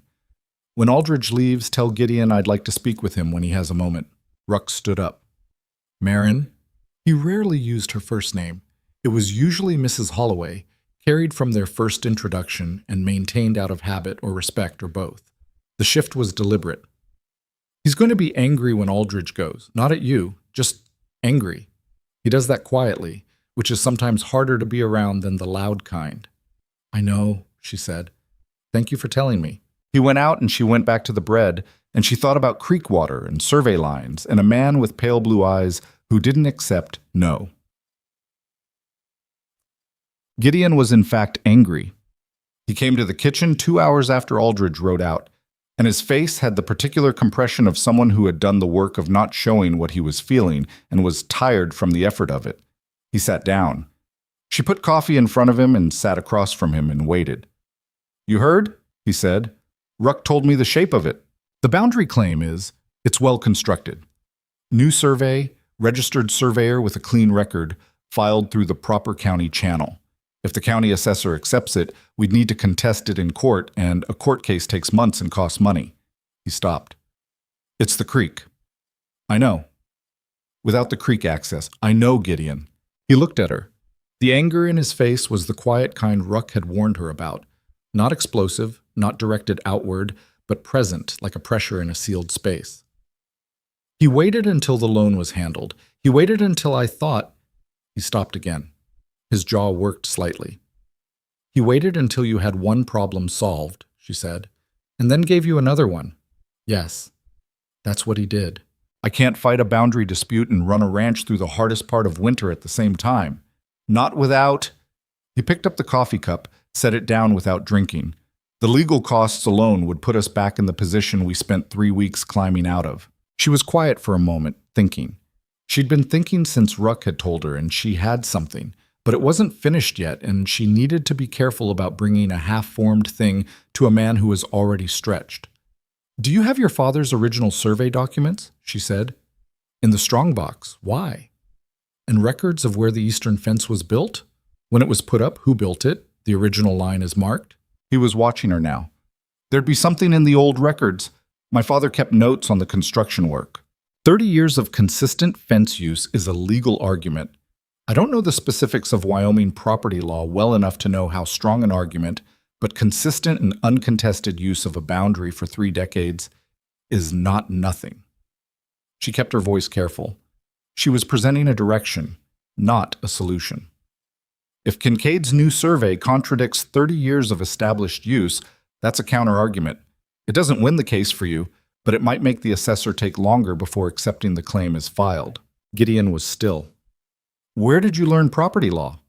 "I didn't. I learned that my neighbor in Laramie had a fence dispute with the family to his north, and he kept the fence because the court said 25 years of use established the practical boundary." She paused.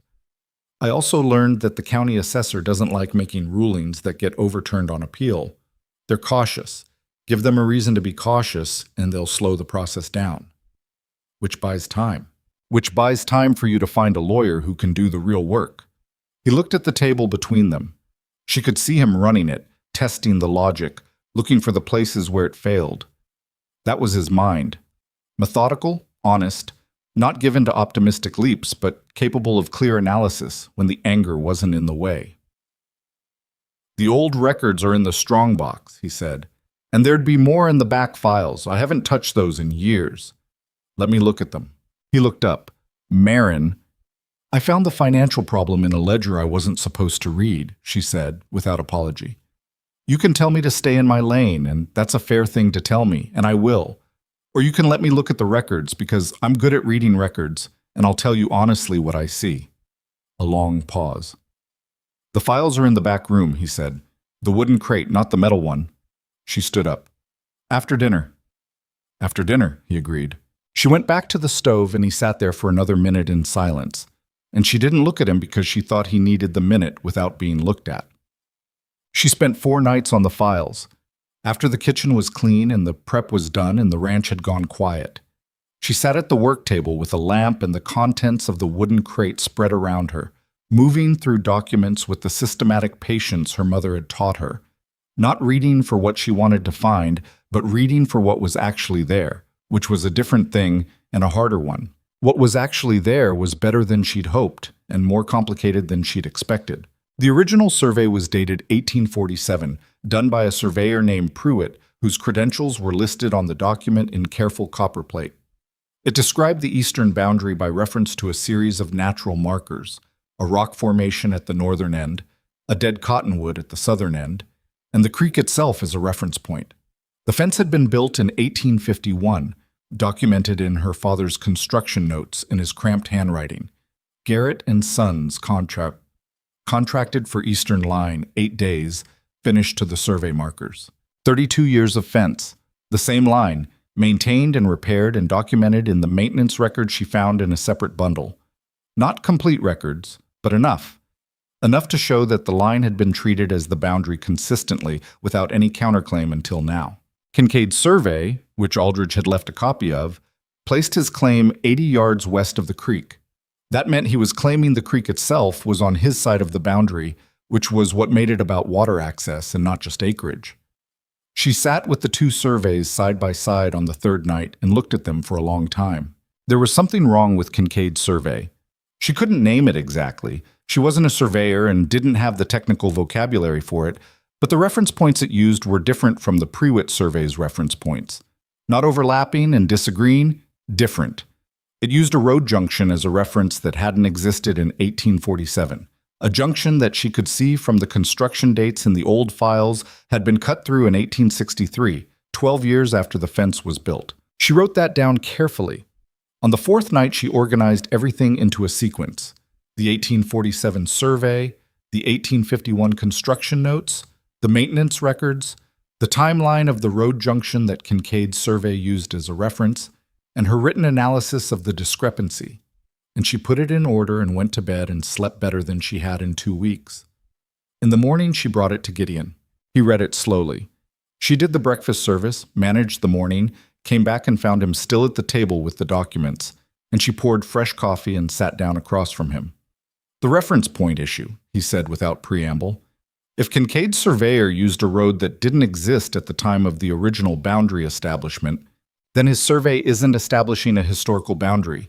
It's establishing a new one and calling it historical. She kept her voice even. I don't know if that's fraud exactly. I don't know the legal term, but it's a discrepancy that a lawyer could work with, and it's a discrepancy that might make the county assessor unwilling to accept the claim without more review. Gideon looked at the document she'd written. His handwriting was on it in the margins. He'd been annotating while she managed the kitchen, adding context she didn't have. There's a lawyer in Cheyenne named Harfield, he said. He handled the original agreement dispute, the fee extraction. He knows the Kincaid situation. He paused. He's not cheap. No. But a court case is more expensive than a lawyer's consultation. She touched the edge of the document. You don't need to win in court right now. You need to slow the assessor down long enough for a lawyer to make the discrepancy argument properly. That's a shorter and cheaper engagement. He looked at her for a long moment with an expression she couldn't fully read. Not the measuring look he'd started with when she first arrived, not the careful employer-employee calibration she'd felt in those first weeks. Something that had less distance in it.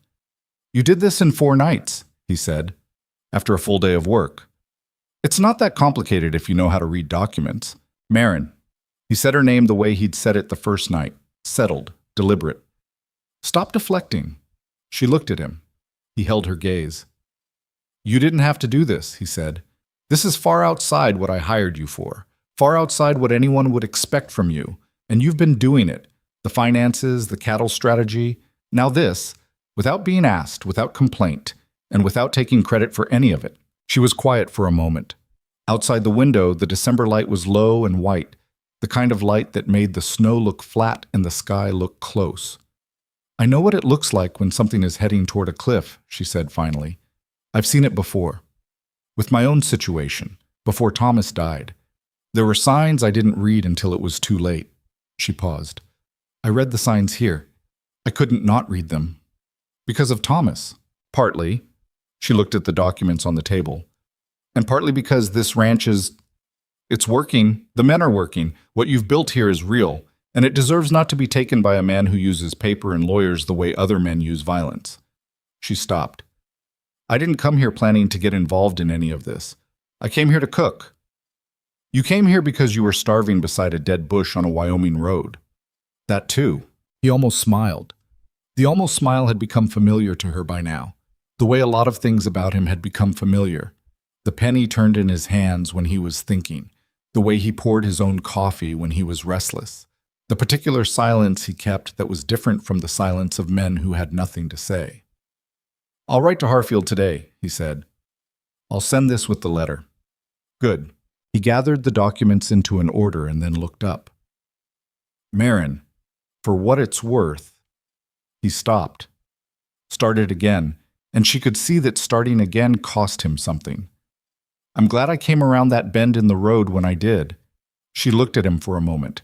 The kitchen was warm and quiet and smelled like coffee and the bread she'd put in the oven an hour ago. So am I, she said. It was the truest thing she'd said in months, and she meant it in more ways than she was ready to examine. January came in hard and stayed that way. The cold that had arrived in December deepened rather than easing, the kind of sustained freeze that tested everything: equipment, animals, buildings, and people. 3 of the water troughs froze solid overnight twice in the same week, despite the men checking them morning and evening. A section of the north fence came down under the weight of ice-laden snow, which meant half a day's work in brutal conditions to put it back up before the cattle found it. One of the horses developed a respiratory illness that required Ruck's careful attention for 2 weeks before it resolved. Marin added hot broth to the midday provisions. She doubled the fat content in the working food. She kept the kitchen going from before 4 in the morning until after 9 at night, and she didn't complain about it because complaining was something you did when you had a better option, and this was the only option there was. The men's bodies told her things. Jed Walsh's joints were worse in the deep cold. She could see it in how he moved in the morning, the extra deliberateness of his first hour before the warmth of the kitchen got into him. She started making sure he was one of the first through the line, and she started making sure there was always something warming on the back of the stove that he could pour himself without asking, a thick beef tea that cost almost nothing to make, and that she'd seen her mother make for her father on the cold mornings of her childhood. Walsh never mentioned it directly, but one morning he came in early and she handed him the cup before he'd even sat down, and he looked at her with the look she'd learned to recognize from the men. The look that wasn't gratitude exactly, because men like Jed Walsh didn't do gratitude easily, but was something adjacent to it, something that said, I see what you're doing, and I want you to know I see it. Cold one, he said, meaning the morning. Cold one, she agreed. He sat down and drank his beef tea, and that was the entirety of the exchange. But it was complete. Danny Pratt had started coming to the kitchen in the evenings. Not every evening, and not to talk. He'd find a reason, a cup left behind, or a question about the next day's schedule, transparent pretexts that she accepted without comment because she understood what they actually were. He was 18 and from Missouri, and he missed his family, and the winter was long, and the kitchen was warm, and she was the only woman on the ranch. She didn't make it a thing. She just made sure there was usually something to eat in the evenings, a leftover biscuit or a bowl of something from dinner. And when Danny appeared, she handed it to him without making him ask, and he ate it, and sometimes they talked and sometimes they didn't. One evening he said, out of nowhere, "Did you always know you wanted to cook?" She considered the question honestly because Danny asked honest questions and deserved honest answers. No, I cooked because it was the thing there was to do. My mother cooked, I learned from her, it was the most useful thing I knew how to be. But you're good at it, really good. He said it with the slight awkwardness of a young man paying a compliment and not being sure he'd done it right. It's different from how Devereaux did it. Different how? He thought about it. Devereaux made food. You make... He stopped, searching for the word. You make it feel like somebody cares. She looked at him for a moment, this 18-year-old from Missouri who was too soft for ranch work but too proud to go home, and she thought that was one of the more perceptive things anyone had said to her in a long time. Go to bed, Danny, she said. 4:30 comes early. He went, and she stood in the kitchen alone for a moment with his words sitting in the air. You make it feel like somebody cares. She thought about the dead bush on the Wyoming road and the question Gideon Ashcroft had asked her out of nowhere on a frozen November afternoon. She thought about what she'd expected when she'd climbed into that wagon: shelter, wages, a temporary floor under a life that had been falling. She hadn't expected to care about a ranch. She hadn't expected to care about 19 men whose names she now knew, whose patterns and preferences and small dignities she now understood. She hadn't expected to find herself spending her nights reading land surveys to protect something that wasn't technically hers. But that was the thing about caring. It didn't ask your permission before it happened. Harfield's response arrived in the second week of January, a letter that Ruck brought back from the Caldwell Flats post along with the supply order. Gideon brought it to the kitchen and read it there, standing at the counter, which was where he'd started doing his reading when something was important enough that he wanted the kitchen around him while he read it. She noticed this and said nothing about it. He read it twice. Then he set it down. Harfield says the reference point discrepancy is significant, more significant than I thought. He looked at the letter. A survey that relies on a road junction that postdates the original boundary establishment is legally problematic in Wyoming. There's precedent from a case in 1871 where a similar situation was argued, and the court ruled that boundaries had to be established by reference to landmarks that existed at the time of the original survey. That's the argument, she said. Harfield is writing to the county assessor. He says it's unlikely the assessor will move forward with the claim in its current form once the discrepancy is formally raised. He paused. He also says that if Kincaid knew about this when he filed, and Harfield thinks he probably did, there may be grounds for a bad faith filing claim. She was quiet. It means the boundary dispute is effectively stopped, Gideon said. At minimum, delayed long enough that it won't touch this winter or the March payment. At maximum, he stopped. Harfield thinks Kincaid may drop it entirely rather than expose the survey issue in a formal proceeding. Outside, the January wind was working at the kitchen window in its steady way, and somewhere across the yard she could hear the sound of the men moving between the barn and the bunkhouse, the ordinary sounds of the ranch at midday. "It's not over," she said. "Kincaid doesn't stop." "No, but it's a setback he'll have to regroup from." He looked at her. "This started with you reading the survey at night after a 14-hour workday. It started with your father keeping good records in 1851. He made a sound that was closer to an actual laugh than anything she'd heard from him before.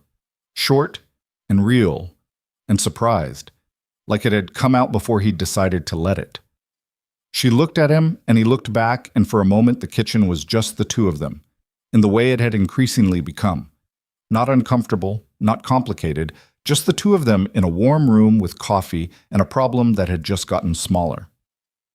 "Thank you," he said, not the way employers thanked staff, the other way. She turned back to the stove before her face did anything she'd have to account for. "Lunch is in 30 minutes. The payment went to the bank on March 11th, 3 days before the deadline. Gideon rode to Caldwell Flats himself to deliver it directly to Patterson's window, which was deliberate. He wanted to hand the money to the man who'd been processing Kincaid's unauthorized fees, wanted Patterson to understand in person that the play had failed. He came back that afternoon with the receipt in his breast pocket and walked into the kitchen and put it on the counter without a word. She looked at it. The amount, the date, the official stamp. "Done," she said. "Done." He took his coat off and hung it on the hook by the door, something he'd started doing weeks ago without either of them remarking on it. Harfield's letter came this morning, too. Kincaid's attorney has formally withdrawn the boundary claim, pending further survey review, which Harfield says is language that means they're not coming back with it. She stood with her hands around her coffee cup. Outside the window, the March sky was the pale, flat blue of a winter releasing its grip, not warm yet, but lighter. The specific quality of light that came before the cold broke for real. "It's over," she said. "This part of it." "This part," she agreed. She looked at him. "He'll try something else eventually. Maybe. But this ranch will be here when he does." He said it with a certainty that was different from before. Not the controlled flatness of a man managing his fear of the alternative, but the actual certainty of someone who'd stood on solid ground long enough to believe in it. "We'll be here." "We." He said it without appearing to notice he'd said it, and she didn't point it out. and the word sat in the kitchen between them, and neither of them moved to do anything about it. She went back to the stove. He picked up the receipt and folded it into his pocket, and poured himself more coffee and stayed, the way he'd been staying for weeks. Not because there was a reason to stay, not because they always had things to say to each other, but because the kitchen was where they both were, and that had become its own kind of reason. The fire in the stove was steady. The ranch outside was alive with the sounds of ordinary work, and Maren Holloway, who had come to this place with nothing but a broken strapped bag and the distant memory of who she'd been before everything fell apart, stood in the kitchen she'd made her own and felt something she hadn't felt in longer than she could accurately remember. Not safety, exactly. Not happiness, which was still a word that felt too large and too unguarded, but close. Getting closer. The stew needed salt. She added it, tasted it again, and it was right. Spring on the Wyoming frontier didn't arrive so much as it negotiated. It came in increments. A day that was almost warm, followed by 3 days that weren't. Mud that froze overnight and softened again by noon. Snow that fell in April with the casual indifference of a season that hadn't finished yet, and knew it. The ranch moved through this uncertain transition the way it moved through everything, by adjusting, improvising, and continuing. Maren adjusted with it. She shifted the menu toward lighter fare as the temperature allowed, brought in the first dried goods of the new season's order, reorganized the cold room as the natural refrigeration of deep winter gradually became unreliable. She noted the changes in the men, too. A loosening that came with longer light, a willingness to linger over coffee in the morning rather than hurrying out into darkness, a quality of movement that was less defended against the cold and more just movement. The ranch breathed differently in spring. She hadn't expected to notice that, or to care about it, but she did. March 14th had come and gone. The loan receipt was in Gideon's strongbox. Harfield had confirmed in writing that Kincaid's boundary claim was withdrawn, the survey discrepancy formally noted in the county record in a way that would make refiling the same argument legally difficult. The VPM fee had stopped appearing in the bank statements the month after Gideon delivered the loan payment personally to Patterson's window. No announcement, no acknowledgement, just an absence where the extraction had been, which Harfield said was exactly what he'd expected, and which meant they'd decided the exposure wasn't worth the amount. It wasn't a complete victory in any clean sense. Kincaid still owned the land to the east. Patterson still ran the bank in Caldwell Flats. The world that had produced the problem hadn't changed, but the immediate threat had receded, and the ranch stood intact on the other side of a winter that had tried in multiple ways to bring it down, and that was real. What Maren hadn't fully anticipated was what came after the crisis ended. When survival is the organizing principle of every day, it fills the available space entirely. You don't think about what you want or what you feel or what you're building toward. You think about the next meal, the next supply order, the next problem. It's an efficient way to live in the short term, and it keeps certain things from being examined, which is part of its appeal. The crisis ending removed that efficiency.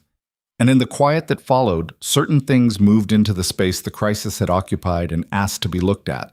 She noticed it first on a Tuesday evening in late March, when the kitchen was clean and the ranch was quiet, and Gideon was at the work table with his coffee, and she was at the stove with nothing urgent to do, and she became aware that she was staying in the kitchen, not because there was work left, but because leaving would mean going to her room alone, and her room alone was not where she wanted to be. She didn't do anything with that awareness. She filed it, the way she filed things that required thought before action, and she went to her room and slept and got up at 4:30 and cooked breakfast and went about her day.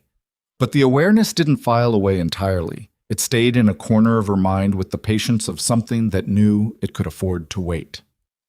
Ruck said something to her in early April that she kept coming back to. They were in the yard, she returning from the supply shed, and he coming from the barn, and they met at the gate the way they often met. Brief, practical, two people who'd developed the shorthand of shared purpose without ever explicitly deciding to. He'd asked about the rosemary in the supply order, whether she'd gotten it, and she'd told him yes, and then he'd paused with his hand on the gate and said, not quite looking at her, "You planning to stay on past summer?" She looked at him. "That's Gideon's decision." "I know whose decision it is. I'm asking what you're planning." She considered the question honestly, which was the only way to answer a question from Ruck. "I haven't thought past summer in specific terms." "Maybe think about it," he said, and went through the gate and across the yard, and that was the end of the conversation in the way that all of Ruck's conversations ended, with the last word belonging to the point he was making and not to himself. She stood there for a moment with the rosemary under her arm and thought, what exactly is he telling me? She knew what he was telling her. She'd known for a while, probably. Ruck was not a man who said things without meaning them precisely. The question was what she was going to do with the knowing. Sham. The thing about grief was that it didn't leave on schedule. Marin had understood this in the abstract since the first weeks after Thomas died, when well-meaning people in Laramie had said things like, you'll feel better by spring, and time heals, with the confidence of people who'd never had to test those phrases against anything real. She'd understood in the abstract that grief had its own clock, that it showed up unexpectedly and left without announcing its departure and came back when it felt like it. What she hadn't fully understood was that grief and feeling alive were not in fact mutually exclusive, that you could miss someone you'd loved and still feel the pull of what was in front of you, that honoring a loss didn't require treating everything that came after as lesser or as disloyalty. Thomas would have liked this ranch. That was the thought she had one morning in April, watching the men move through the yard in the early light, the whole operation running with a competence and rhythm she'd helped build. He'd have liked the scale of it, the seriousness with which Gideon ran it, the way Ruck managed the men without theater. He'd have had opinions about the cattle selection. He'd have gotten along with Walsh. The thought came without the old accompanying weight. It came and sat and was true, and she let it be true without apologizing to it, or using it to wall off what was also true, which was that she was 40 yards from a man who had asked her to stay in his kitchen and kept finding reasons to remain in that kitchen long after the coffee was cold. She was not 20 years old. She'd had a marriage and a farm and a loss and a year of near ruin and 5 months of rebuilding something that belonged to someone else on a piece of Wyoming frontier that had tried to kill her before she'd even arrived. She was not going to pretend the situation was simpler than it was or feel things at a pace she hadn't chosen. But she was also not going to keep filing the awareness in a corner indefinitely. Gideon said it on an evening in late April, which was not a dramatic evening in any external sense. The weather had been reasonable. Dinner had gone well. The men had gone to the bunkhouse. The kitchen was clean. He'd been at the work table longer than usual, which she'd noticed, and she'd been finding small things to do that kept her in the kitchen, which she'd also noticed about herself and chosen not to address. She was drying the last of the cups when he said, without preamble, I need to say something. She set down the cup and the cloth and turned around. He was looking at her directly with the look that meant he'd made a decision and was executing it regardless of how it came out. All right, she said. He was quiet for a moment, and she could see him choosing words with the same care he chose everything. Not performing, not rehearsed, just someone who understood that imprecision in an important moment was a kind of disrespect. When I came around that bend in the road in November, he said, I was looking at a ranch that was working but barely. Men who were demoralized, a financial situation I was managing alone, a problem I'd been carrying for 4 years. He paused. I stopped because you looked like you needed help. I asked you to stay because I needed a cook. Those were the honest reasons. I know, she said. What I didn't know, what I couldn't have known, was that I was about to bring someone onto this ranch who would rebuild the kitchen and fix the supply system and reduce a shoulder dislocation with her bare hands and spend her nights reading land surveys and calculate a cattle strategy in 3 days that I hadn't been able to arrive at in 3 months. He stopped. Something in his face was working, the control he usually kept as a matter of course making an exception. I didn't know I was going to spend 6 months coming to this kitchen in the evenings because the kitchen is where you are. Marin looked at him. I'm not asking you to stay as my cook, he said. You can cook here or not cook here. That's beside the point. I'm asking you to stay because this ranch is different with you on it. And I'm different with you on it, and I don't want to go back to what it was before. And I think you know I'm not good at saying things like this. So I'm saying it anyway, because the alternative is not saying it, and I've been not saying it since January. The kitchen was quiet. Outside the window, the April evening was fading, the sky going from pale blue to the first gray of dusk. She'd known this was coming. She'd known the shape of it for weeks, had felt it building in the long evenings and the easy silences, and the way the word we had started appearing in his sentences without either of them examining it. Knowing it was coming didn't make standing in it simple. It didn't resolve the question of who she was now versus who she'd been. or what she was ready for, or what any of this meant past the immediate warmth of this kitchen and this man and this evening. "I'm not the same person I was before Thomas died," she said. She said it not as a warning, but as the truth she'd been carrying. "I don't know how to explain that clearly, except to say that I came here with almost nothing, and I've been building something from nothing for long enough that I'm not entirely sure what I want looks like anymore. I know what I need. I'm less certain about the rest." "That's fair," he said. "I'm also not 20 years old. I'm not going to pretend I don't know what you're saying or that I haven't been—" She stopped, started again. "I've been staying in this kitchen past the point of having work to do, Gideon. You know that." "I know that." "So I'm not—" She exhaled. "I'm not saying no." He looked at her. "I'm saying that I don't want to be the cook who became something more because the winter was hard, and the circumstances made it convenient," she said. "I want to stay because we've looked at each other honestly and decided to, not because I'm here and it's spring and things worked out." "Is that what you think this is?" She looked at him steadily. "No, but I needed to say it out loud." He nodded slowly. "Then say anything else you need to say out loud." She thought about it. The cups were all dried and put away. The stove was banked for the night. Everything in the kitchen was in its place. The place she'd built for it. The system she'd made from chaos. "I want to keep running the kitchen," she said. "That's mine. However this goes, that stays mine. It was always yours. I want to be useful in the ways I'm useful, not just the ways that are expected of me." She said it looking directly at him because it needed to be direct. "I found the financial problem. I worked out the cattle strategy. I read the land surveys. If something matters to this ranch, I want to be part of working on it. I won't be put back in a corner when the crisis is resolved." "I would not put you in a corner," he said. There was a slight edge in his voice that was not offense, more like someone pushing back on a mischaracterization. "Have I ever done that?" She thought honestly. "No." "Then don't ask me to promise not to do something I haven't done." She almost smiled. He was right, and she knew he was right, and the fact that he'd pushed back instead of simply agreeing to anything she wanted to maintain the moment. That was the thing, actually. That was the thing that told her more about who he was than the months of watching him had told her. "All right," she said. "All right, you'll stay," he said carefully. "Or all right, I made a point." "Both," she said. He looked at her for a long moment, and then something happened in his face that she hadn't seen there before. Not the almost smile, not the controlled warmth he allowed himself occasionally, but something that was the real version underneath all of that, something that had probably been there for months waiting for an occasion. It wasn't dramatic. It was just him, actually present, not managing anything. "I'm glad," he said. "So am I," she said. And that was that. No grand declarations. No scene.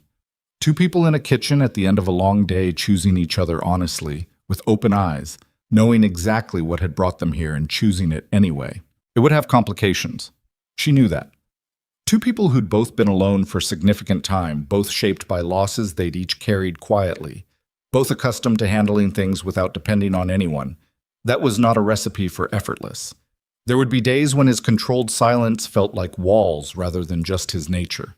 There would be days when her instinct to solve everything before being asked would chafe against his instinct to manage things alone. They would have disagreements about the ranch and the men and the supply orders, and probably about 100 small things neither of them could predict. That was marriage, or the beginning of it. That was two lives agreeing to share a geography, not just land, but the interior kind, the maps of who you were and where you'd been and what had made you and what you hoped for. She thought about Thomas, briefly, with the gentleness that had replaced the grief's original weight. He had been her first understanding of what it meant to share a life with someone.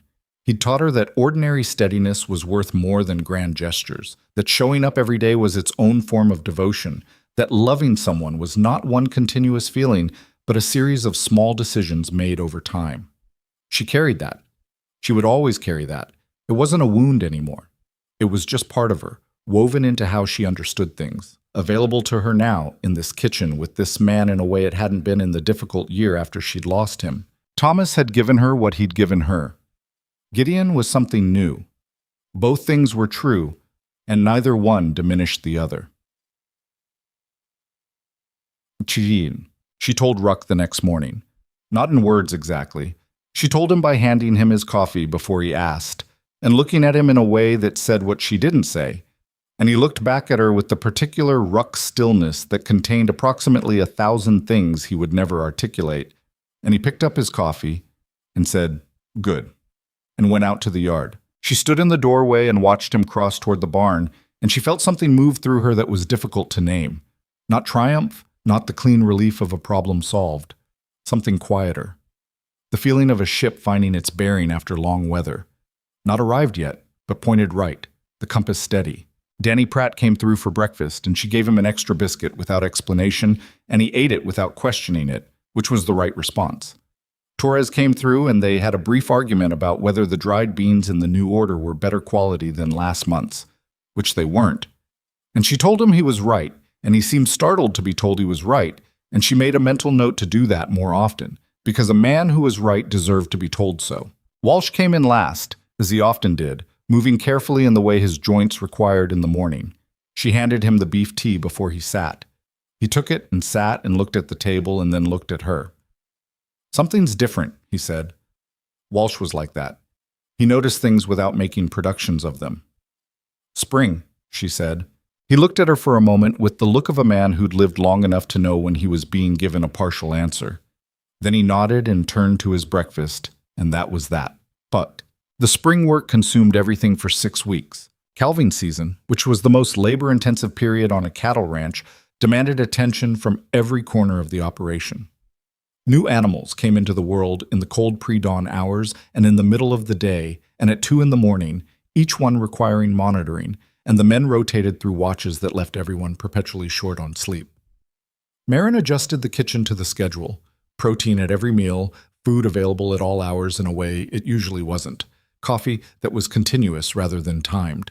She found herself out of the kitchen more than she'd been in the fall and winter, partly because the calving required an extra pair of hands occasionally, and partly because she wanted to understand the full cycle of what the ranch did, not just the part that happened in the kitchen. She helped with 2 difficult births when the experienced hands were elsewhere, holding an animal steady while Ruck worked with the careful speed of a man who'd done this hundreds of times. And she came back to the kitchen afterward with cold hands and something that was neither comfortable nor uncomfortable. The specific feeling of having been necessary in a way she hadn't expected. Gideon found her washing up afterward and looked at her without saying anything for a moment. "Is that going to be a regular thing?" he said. "I'll be in the kitchen for breakfast in 4 hours, she said. "That's not what I asked." "I know." She dried her hands. "I don't do well with edges I'm not allowed past. You should know that about me." "I'm beginning to know that about you," he said. He said it without complaint, which she appreciated.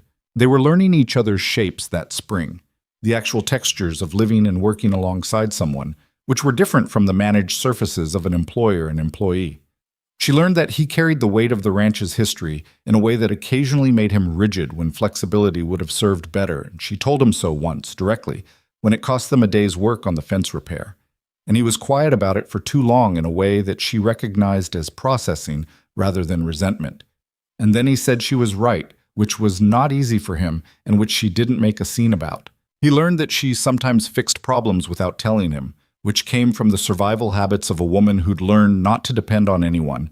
And he told her once, also directly, that fixing things without telling him meant he couldn't see the full picture of what the ranch was dealing with, and she heard him, and she didn't argue, and she worked on it. Not perfectly, not all at once, but genuinely, which was what he'd asked for. They argued about the South Pasture fence line in May, a practical argument about whether to repair or replace, which was also an argument about budget and priorities. And it lasted 3 days and was not pleasant, but was honest. And they came out of it with a plan that incorporated both of their thinking and was better than either of their original positions. Ruck watched the whole thing from a careful distance and said nothing to either of them, which was the wisest possible approach. On a morning in early June, when the Wyoming spring had finally decided to commit to itself, Marin stood at the kitchen window with her coffee and watched the ranch wake up. It was just past 5. The light was the clean gold of early summer, long and flat across the pasture, catching on the dew and on the backs of the cattle moving slowly in the far field. The bunkhouse door opened and the first of the men came out. Torres, who was always early, heading for the horse barn. Then Danny, who'd grown an inch since November, or she thought he had. Then Walsh, moving at his pace, heading for the kitchen the way he headed for the kitchen every morning. She turned and had his beef tea ready when the door opened. He came in and stopped for just a moment, a pause so brief that anyone who didn't know him would have missed it, and looked at the cup in her hand and at her face. Then he took the cup and sat down and said nothing, which was its own kind of language, and she understood it completely. This was what she'd built. Not the physical kitchen, though that too. The organized shelves and the good running stove and the supply system that meant there was always enough. Not just the meals, though those also. What she'd built was the understanding between people that came from months of showing up, of feeding and being depended on, and occasionally being afraid and doing it anyway.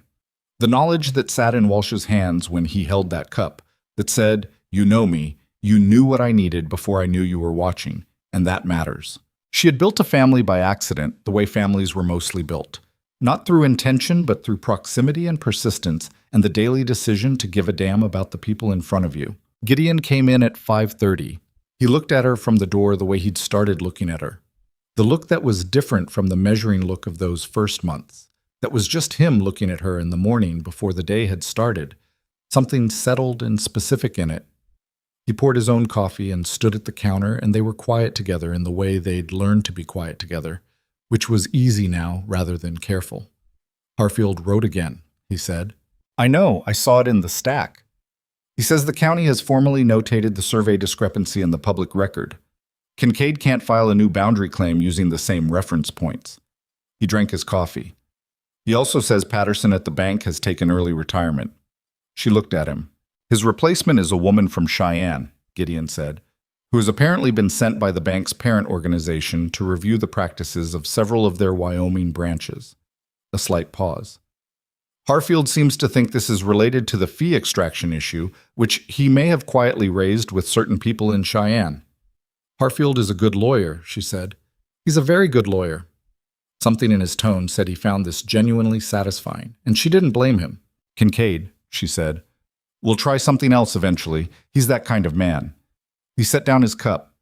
"But not from the position he was in 6 months ago. That's different. The land is secured, the loan is paid, the boundary argument is on record. He'd be starting from a worse position with a less sympathetic county apparatus." She thought about Kincaid's pale eyes in the hallway that day in December, the quick scan that had dismissed her as furniture, as irrelevant. She thought about what it would mean to him to know that the woman he'd looked through had read the land surveys that took down his boundary claim and done the financial calculations that closed the loan gap before he could exploit it. There was no satisfaction in that to present to him. He'd never know, or if he knew, he'd find a way to minimize it. But she knew, and Gideon knew, and Ruck knew, and that was enough. That was actually enough. "I'm going to start the biscuits," she said. He stayed at the counter while she worked, the way he'd been staying for months. She could hear the ranch assembling itself outside. More voices now, the particular sound of morning gathering, 20 men preparing to do the work that kept this place alive. She shaped the biscuits with the unconscious speed of someone who'd done this thousands of times, and thought about the things she'd learned in 5 months on a ranch she'd arrived at near death. She'd learned that survival and living were different things, and that the gap between them was dignity. The insistence on doing things properly, even when no one was watching, on keeping the flour in the right place even when you were too tired to care, on making the biscuits from scratch even when the canned alternative was faster. Dignity wasn't about pride. It was about maintaining the standard that made you recognizable to yourself when everything else was stripped away. She'd learned that the most useful thing she'd ever done wasn't any single dramatic act. Not the shoulder, not the ledger, not the land surveys, but the daily accumulation of paying attention, of knowing Walsh needed beef tea, and Danny needed an extra biscuit, and Torres needed to be right sometimes, of reading the room every morning and adjusting to what it needed. That kind of attention was invisible as long as it was working, and absolutely evident the moment it stopped. It was the most undervalued form of intelligence she knew. She'd learned that home was not a place you owned. She'd lost her understanding of that truth when she'd lost the farm after Thomas died, when she'd stood in the empty house with the bank's notice in her hand and felt the ground go out from under her. She'd thought home was the house, the land, The specific arrangement of spaces she'd made her own. What she understood now was that home was the practice of presence. It was showing up to the same place every day and caring about what happened there. And that practice could be built anywhere, on someone else's land, in a kitchen that belonged to an employer, in a borrowed room with a lock on the door. Home was not something you could lose. It was something you made.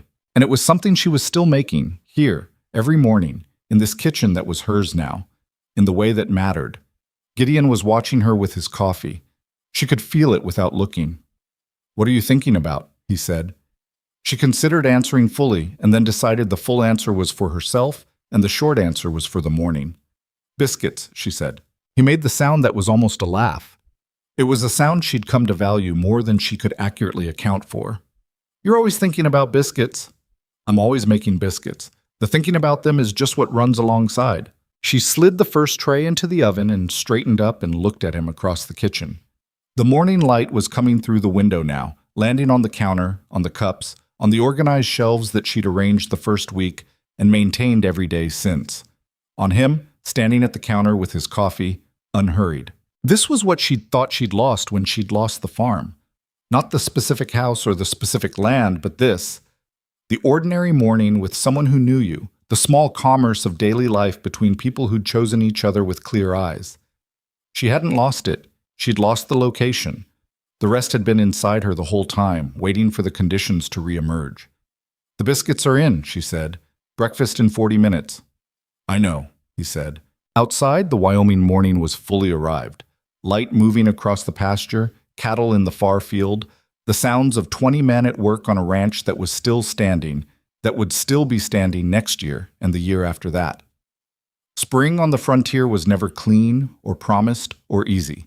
It was just the next season after a hard winter, stubbornly present, doing what seasons did. She turned back to the stove. There was work to do, and she was exactly where she needed to be to do it.